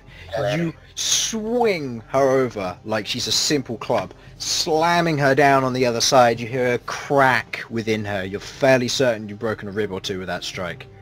And you see her whole body just shift as she just falls onto the ground. Medics climb down and people start cheering and shouting and going, "Hey!"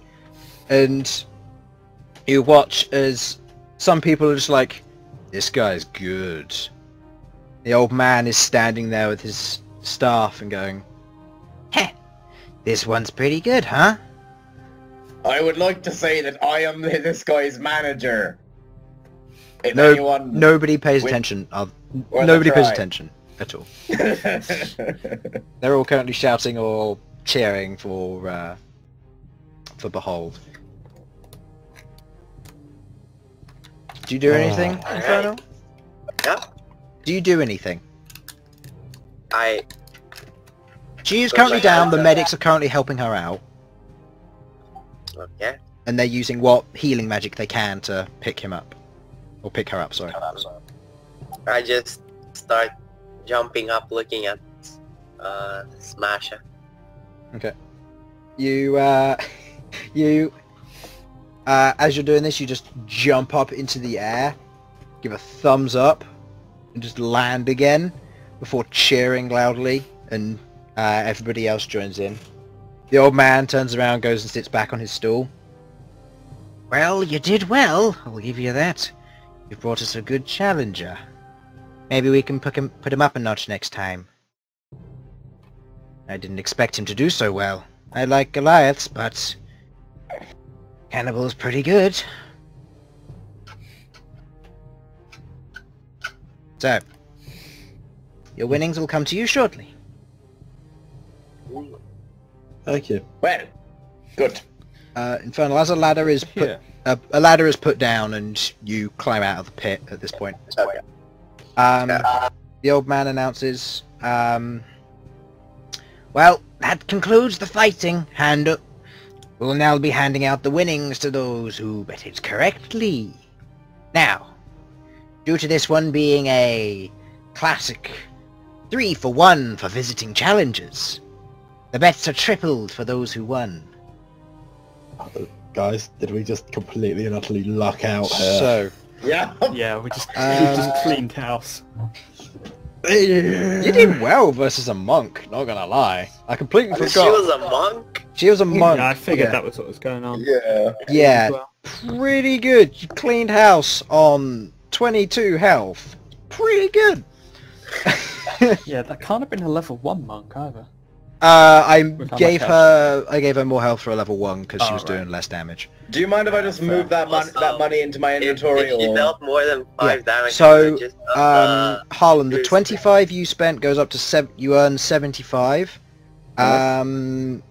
Simon, you spent 15, so you get 45. Same with you, Same for Sam.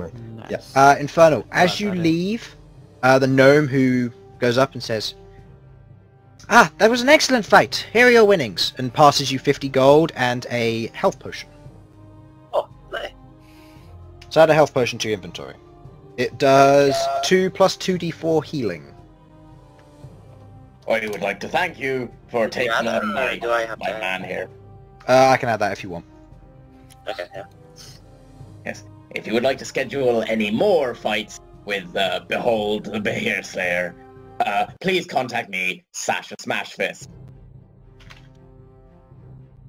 Or the lovely Queglod here. Who are you saying this to, by the way? Because currently nobody I'm is doing it listening. Sort of like I'm standing next to him and just sort of like saying this to the room aloud.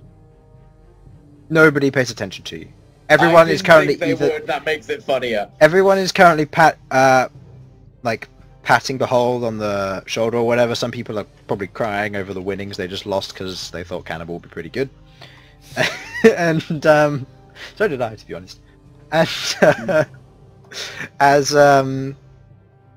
you're all currently standing there, just add the 50 gold to your inventory. There you go.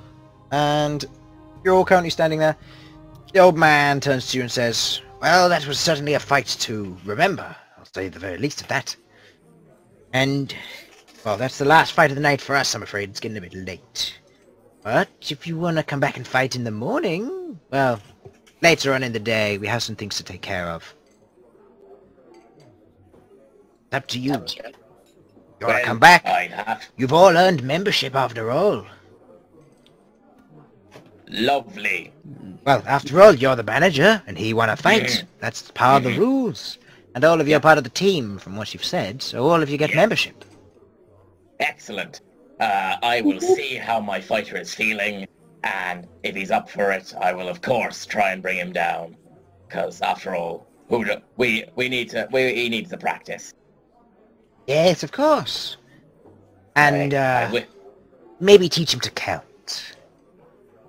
It's a work in progress, if I'm honest. I see. Well, good luck to you. Thank you very much. Be seeing you, and then promptly make an exit. Okay. So you all group up together and you'll leave, right? I can't believe that fucking worked. Excellent work. 2-1! 2-1!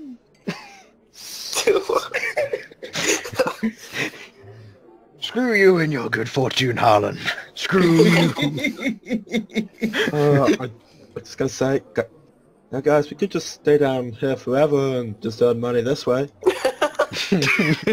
Only Infernal would get levels. Stuff like Yeah.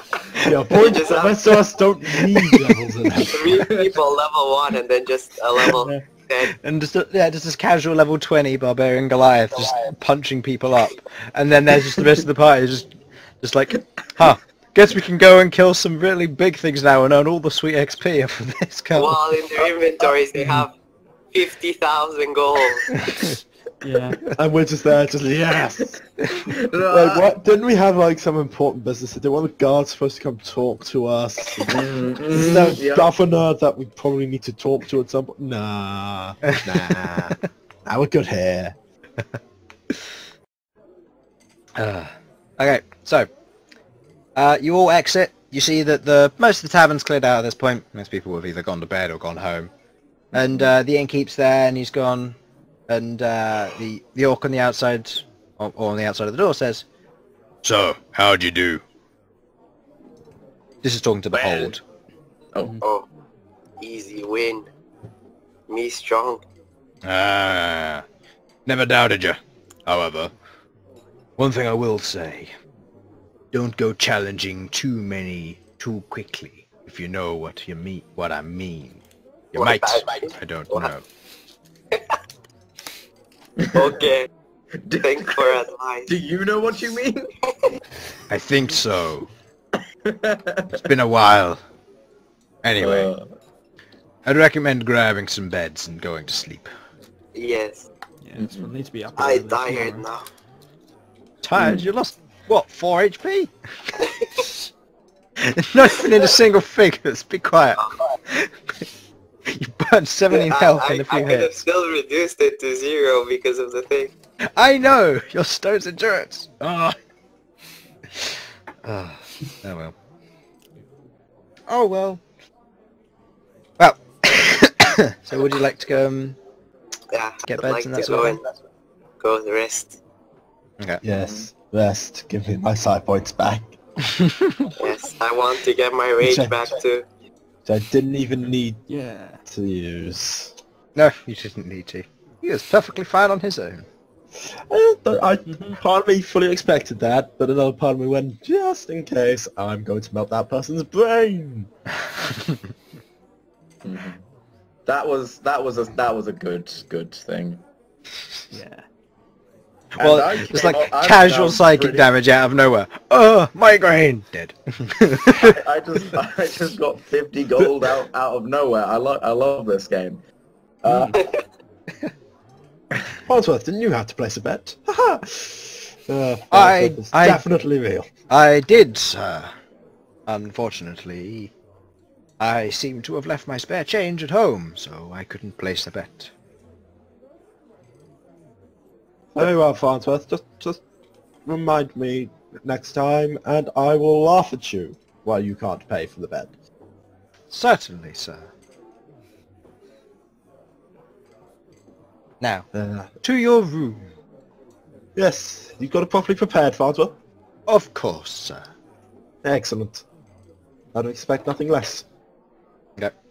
So you all pay for your night, and you all prepare your, or you all pay over the cost. It's 5 silver pieces, so deduct 1 gold and put 5 silver into into your inventory. You all go to your rooms, and as you each enter your room, you've all got a bed, bedside table, bowl to wash your face, mirror, that sort of thing. Sam, your bed is immaculately made. It is perfect. It is brilliant. It is everything you could have hoped for. Can I fit in my bed? Oh my god, we'll it's get to that in a Farnsworth sec. real. Harlan and Harlan and Simon, Yes. your beds are exactly the same. They're immaculate. They're perfect. They're everything you could have wanted. And Well, obviously Farnsworth did your beds as well. He's a very kind butler. Yeah, And- sure he did. Of course. and Behold, as you enter into your room, you have an extra large double bed just for you, with a nice hearty discount. You still only paid the 5 silver pieces for it. And nice double bed, nice and big, and immaculately made. Perfect. You all get a good night's sleep. You all Right, take. question. Do I have to immediately go to sleep? Or can I Don't can I have be to if you working don't on my want to. technique? What were you going to say? This last bit, sorry. Oh, I want to be working on my herb mixes to make the ultimate Smashfist alcohol. Give me a roll. I'm going to say this is your wisdom mod. Adding to it. I mean, your wisdom Oh, proficiency that's because you're not great. proficient with herbalist kit, aren't you? Yep. Well, Or it's brewery. Have it's- you got a brewery kit yet? No. This is like my doing my stuff with my herbs to Herbs try kit. and get Yeah. the flavors. You get your herbs, you divide them up into their different sections, and they're all organised in the way you would like them to be. But other than that, And you it's a can't really +3. do much else without a you can't do much else without a brewery kit. You prepare your recipes, basically. Yes. Why is it every campaign there's always someone trying to make alcohol? Because No, it's a running theme and I have yet to let someone do it, so they're always trying. That's why. To clarify, I'm not doing this to be a drunk. I'm doing this for backstory. Yes, unlike all the other times. Yeah. So it's legal now. But we can get drunk anyway. You can get drunk anyway. That's fine. I thought some tricky character that turned down and drinking a character. Alcohol. I've got a character that's turning down alcohol, which feels weird to me. Well, you could have had wines. You didn't know. They don't serve the fine elven wines here in the Empire. You don't know that. It's You didn't ridiculous. ask. No, it's just ridiculous. It's never the same. It's not the same. Okay. Also, And yeah. No, go on. as the night passes by, you all wake up fresh and awakened. You restore your hit points. You restore any points that you used, rage or anything other than that. Mhm. You all wake up, and as you all proceed to make your way downstairs, one after another, I'd like you to roll initiative. This isn't a battle. You all make your way downstairs. Person with high initiative wakes up first, that sort of thing. Well, that's me. Yeah, that's you. Now. Yep, pick up and drop. 13. Mhm. Damn, are you going to roll initiative? 15. Fuck it. 17. Ew. Alright, so we get Harlan, you wake up first. As Sasha wakes up, cleans herself, washes her face, washes their face, fine. There we go. Washes their face, puts their chainmail on, walks out onto the corridor, walks down the stairs. There's currently a guard. There's a set of guards currently sat on one of the tables. All the other tables have the chairs up on them, and there are only a set few which have chairs out, and people seem to be eating breakfast, that sort of thing. And the guards are currently sat there, and they see you walk down. One of them recognises you and go, "Ah, you're one of the ones from last night, aren't you?" Yes. You're the guardsman. Yes. Anything I can do to help? Ah, yeah, we have a situation, shall we say. Ooh. And sounds we would like you all to come with us if you're all here. The others are sleeping. If you'll give me a minute to, get some. Oh, breakfast in here. no. Don't wake them. Let them wake up on their own time. I'm sure it'll be Okay. fine. Right. I'll Get go. breakfast, Well, get dressed, get your Okay. things, that sort of thing. This isn't a rest. This is just merely we'd like you to come with us. Oh no, I got that. Don't worry.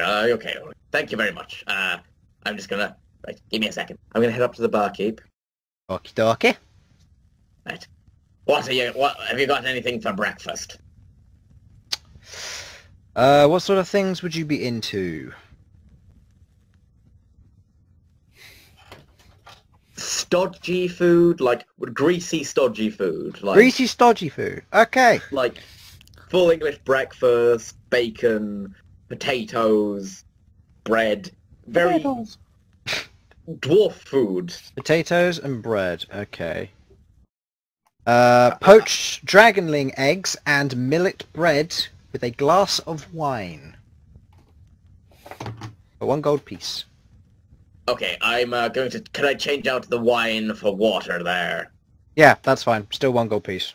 Lovely. Sure, I'm fucking swimming in it. That. Stuff like that. Okay, take 1 gold piece. You take your poached dragonling egg and millet bread, and which is currently toast, so it's effectively poached egg on toast.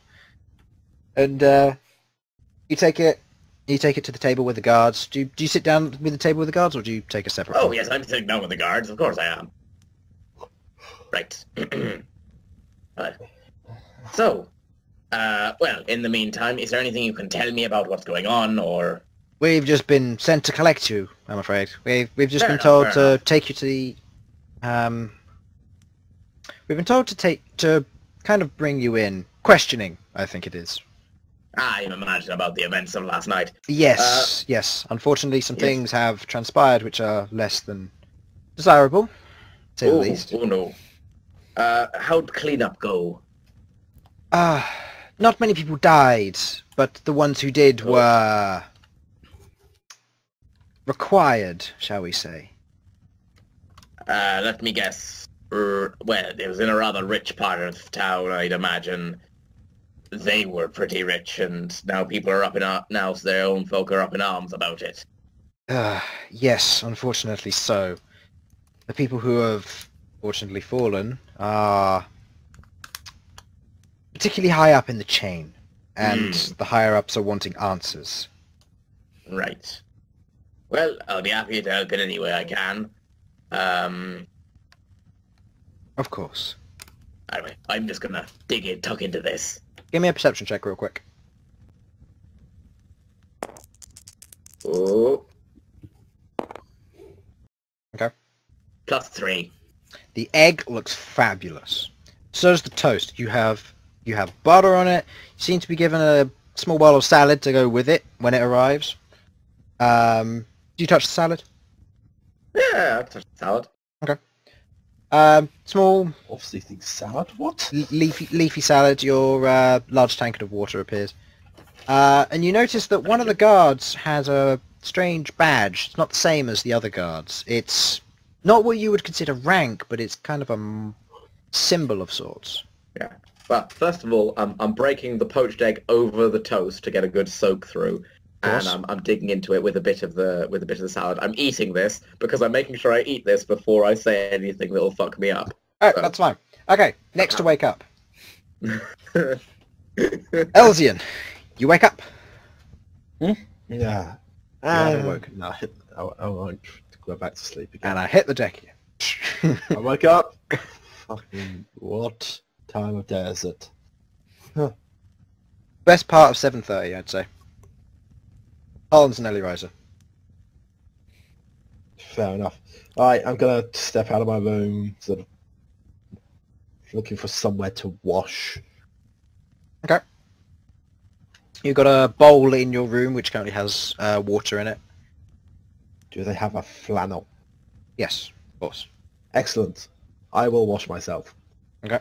We will not go into too much detail about that because I think that's best for everyone. Okay, fair enough. I'm going to assume you at least wash your face. You get dressed, get your, grab your things. Do you head downstairs for breakfast, or? Yeah, I'll head down for breakfast.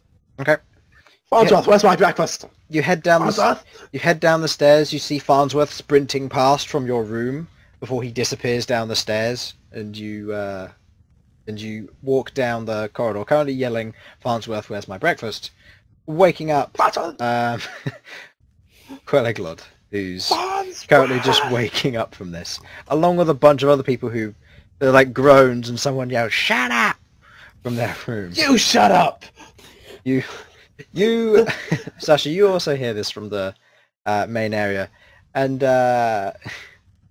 Elsyan, you walk down, and you walk to the end of the corridor, and you start making your way down the stairs. You see the guardsman, and you see Sasha currently munching her way through poached dragonling egg and bread and toast.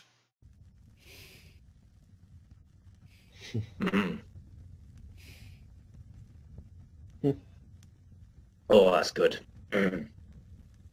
Yeah. Smashfist. Fist. Oh, yeah. You seem to be awake. Yep, I What wake a up shame. early with the dawn. Maybe the dawn really doesn't want to see your face. Maybe you should consider not doing that at some point. Rather not. Means I get to try this delicious dragon leg egg and on millet bread toast. Delightful. It even comes with some wine you might want to try. I went for water, you know how I feel, but you know. Oh, delicious. These guards are here to find out to take us to the station to find out what's happening with the whole fire thing last night, so be aware. Sam, with your passive perception, you notice the badge. You can roll a history check if you want to realise I whose will. it is.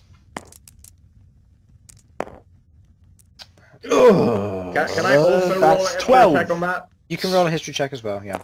That's 12. That's a 12. That's 12. Nowhere near as bad as it. Oh, God, it's like intimidation all over. Fucking Harlan. In actual fact, My history is -1, but I don't think it really matters. both of you know whose badge this is. It's just Harlan gets there first in saying it. Sasha just looks up and says, "That's the High Marshal's crest, isn't it?" To the guard. Oh, Yes, it is. Yeah. This is. oh, We work for the High Marshal. So in the city. fair enough. That's a bit more than just an average guardsman then.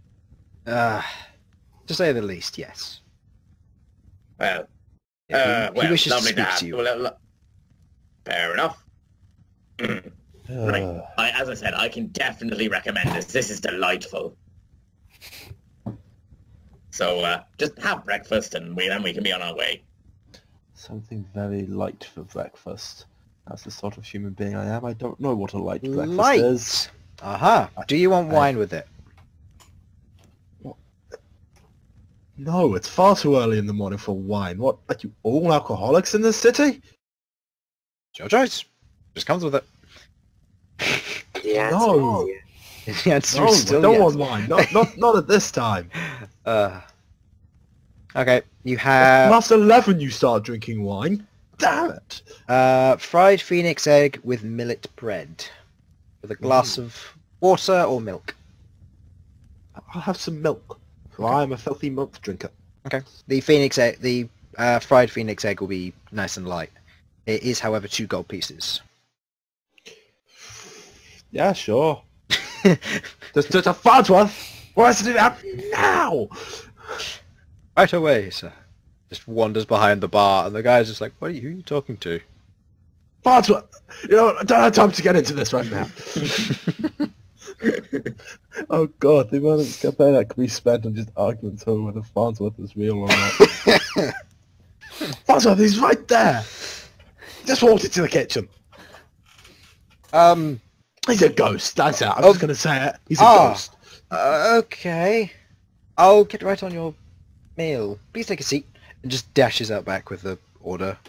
Oh, what we've got planned for level 2 is going to make that so much more fun. Yes, knows. I know. To this point that you've also you've been woken up, Simon, by the Right. Yes, by the... loud screechings of Elsyan. Is he obnoxious enough yet? Because if not, I need to make him more obnoxious. We have glossed over the fact you did slap a child earlier. Yeah, we shouldn't be glossing over that. But we have, and I love it. You're a noble. This is medieval times. It's discipline. You don't even know if the guy existed. After all, the other people weren't there, so Yeah. who knows? Anyway, Right, I'll wake up. Are all nobles this loud? Please! You obviously haven't heard my father! I'm not loud, I'm quite quite lucky. subdued! he is very I loud. see. Yes. Right, I'll head straight to the bar and try and get some breakfast. Yes. What do you serve to eat here? What sort of things would you like? Wouldn't mind a boiled egg if you have any. Yes. Well, we can do a boiled phoenix egg or a boiled dragonling egg. Sorry. A dragonling would be agreeable. Okie doke. Boiled dragonling egg it is. Would you like any millet bread with that? Would you like some vegetables, salads? A salad would be nice as well. Righty-ho. I'll make sure to have some lettuce salad with that. Did you want a drink as well? Just water for me. Okay. That'll be 5 silver pieces, please. Very well. Right, I'll hand him the money. Okay. Thank you. Please take a seat. Go and take your seat. Your meals both arrive at roughly the same time, and you've both sat down at this point. Have you both sat with the guards or on separate tables? Well, I'll have sat with Sasha, who's with the guards, so... Oh, Elsyan? hello there, Queglod. Sasha. Did you sleep well? Oh, like a baby. I woke up nice and early this morning and, well, came down to a lovely breakfast. These guards will be here to take us. I'm just going to do the same spiel I did to Elsyan. I can't be bothered to do it again. Okay. Information transferred. Message sent. But yes, I'm enjoying this can I just say, delightful dragonling egg with a nice salad and a bit of millet bread toast. Just delightful. Oh, I was not expecting this, but I am very pleased. Both of your meals arrive at this point. Queglod, you realise that you have a boiled dragonling egg. Size of said egg is maybe about the size of a large orange or so. And the majority of your plate, however, is a nest of vegetables, of salads, lettuces, tomatoes, celeries. There's a few nuts and all that in there. There's some pepper on the top. And what looks to be some form of a sauce on the side if you wish to pour it over the salad. Yeah. I'll dig in then. Okay. And yours also probably arrived, Sam. You have the fried phoenix egg. You've got what looks to be just the regular, what would be a regular egg from maybe a chicken or something, but it has like a ashy grey colour to the top of it. And as you cut into the white section of it, not wanting to disturb the yolk just yet, you cut it through the white and you taste a bit, and it's really rather nice. Not necessarily to noble standards, but it's nice nonetheless. Something you'd enjoy maybe eating this in the future. Something you haven't had before. The bread, however, is mediocre. This is adequate. Okay, It'll do, I suppose. so you have one more, correct? Large Goliath, from what I've been told. Behold, yes, he won't. He'll be a slow riser. Yeah, it's best not to wake him because, well, you saw the size of him, didn't you? I did, yes. You see my Just point. wait. That's just... Even I have to admit I'm quite impressed with his strength. I think, yes, we wait. I'm not going to try and boss that around. Yep. Nope. I'm his manager, but I'm basically just along for the ride. Okay, are you starting to believe that lie yourself? No, I'm just perpetuating it, and we'll slowly make it fact. What the fuck is happening? Why does every campaign descend into this by the end of the first session? What a normal campaign for once! No, you don't. You love it. Yeah, that's true. Oh dear. It's a normal campaign one day. Alright, at this point that, Behold, you have arisen. There's a in your room as you let out your morning fart. You wake up. The one? That's impressive. It's one very loud, very long fart. It's been brewing, okay? You don't want to be in that room when it goes off. Exactly. Like a bomb.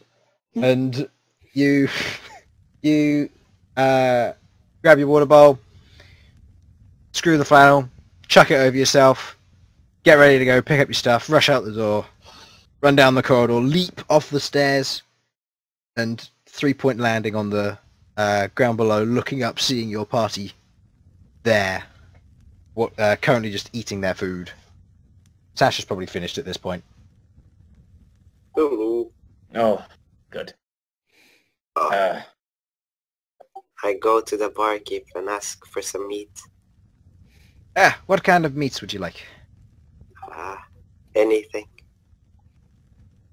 Would you like some mutton, beef? We got dragon toast. That might fit you. Oh, dragon toast, yes. Sounds good. Alright, how many orders would you like? For a big man like yourself. 2 should be fine. Sounds good. And after last night's performance, I'll give you one for free. Alright, Thank you. 2 lots of dragon toast. And he heads out back. After a short while, he returns with this huge plate. Yeah, just think like, oh, regular serving dish, and then like double it and stretch it out to be a longer shape. You have two sections of what look to be toast on it, speckled with red dust of sorts, and on those you have what look to be large steaks of a thick black and red meat. With the juices currently flowing off of it, you seem to have some form of a sauce to the side and a little bit of salad sprinkled throughout. Oh, how much gold was that? That was 2 gold pieces for the whole thing, because you'd spent it on 2, but you got 1 for free, so 2 gold pieces. Okay. You sit down, start chowing down. The guards watch as you just like dig into this. It's the best thing you've ever tasted. The cooked meat is absolutely amazing. You've had hog roasts in your life in the wilderness in the highlands with your herd, but nothing like this.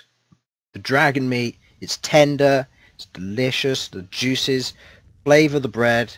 It is absolutely amazing. Salad, meh, you left it. Who cares?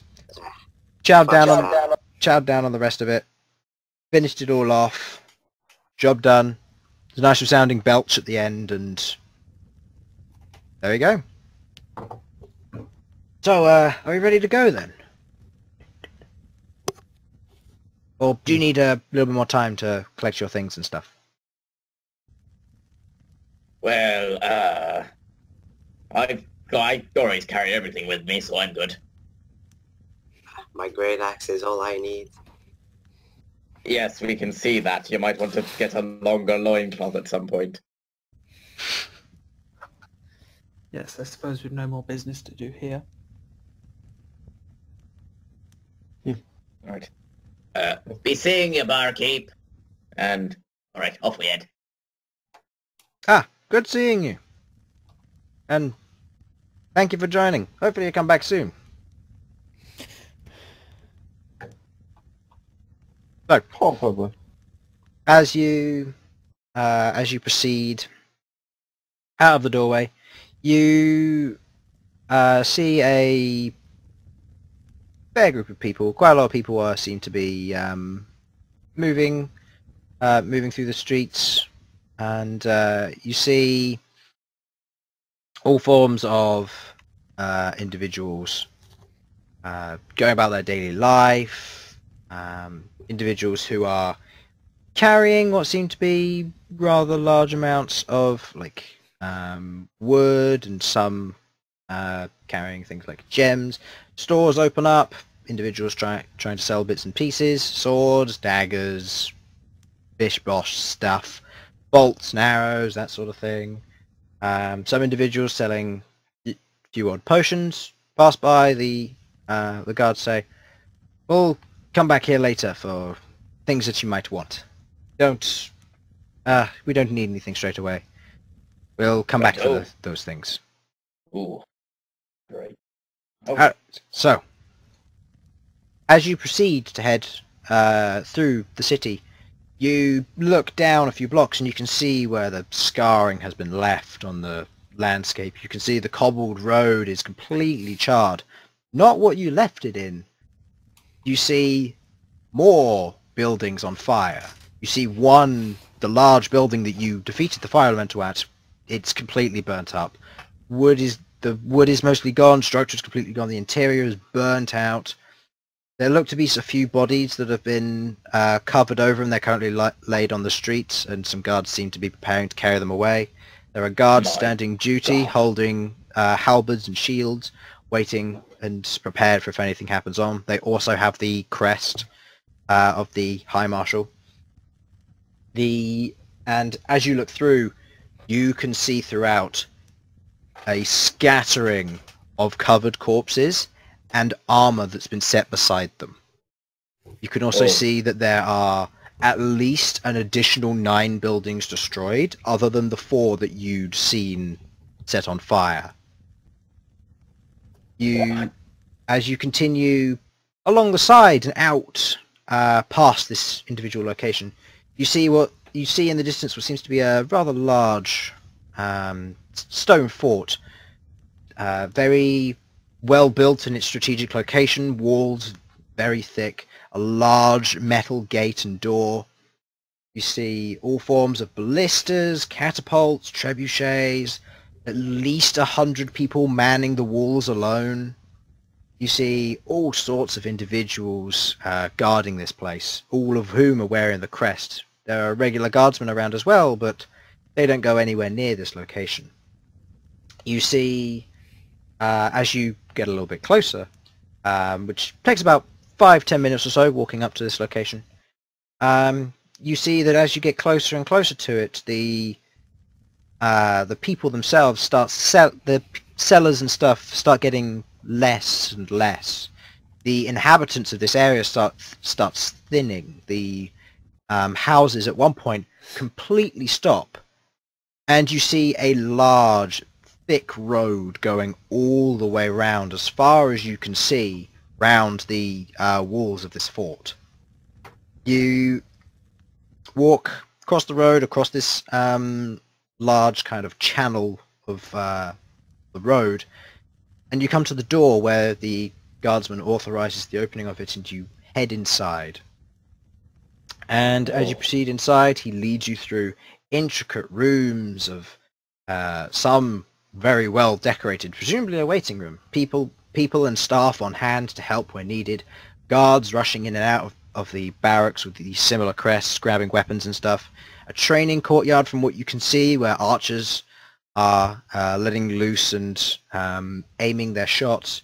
You have individuals sword fighting. You see one individual who's currently wielding a large greatsword, currently batting guardsmen aside, swinging the greatsword and swinging them aside. This is a large wooden greatsword, not a metal one.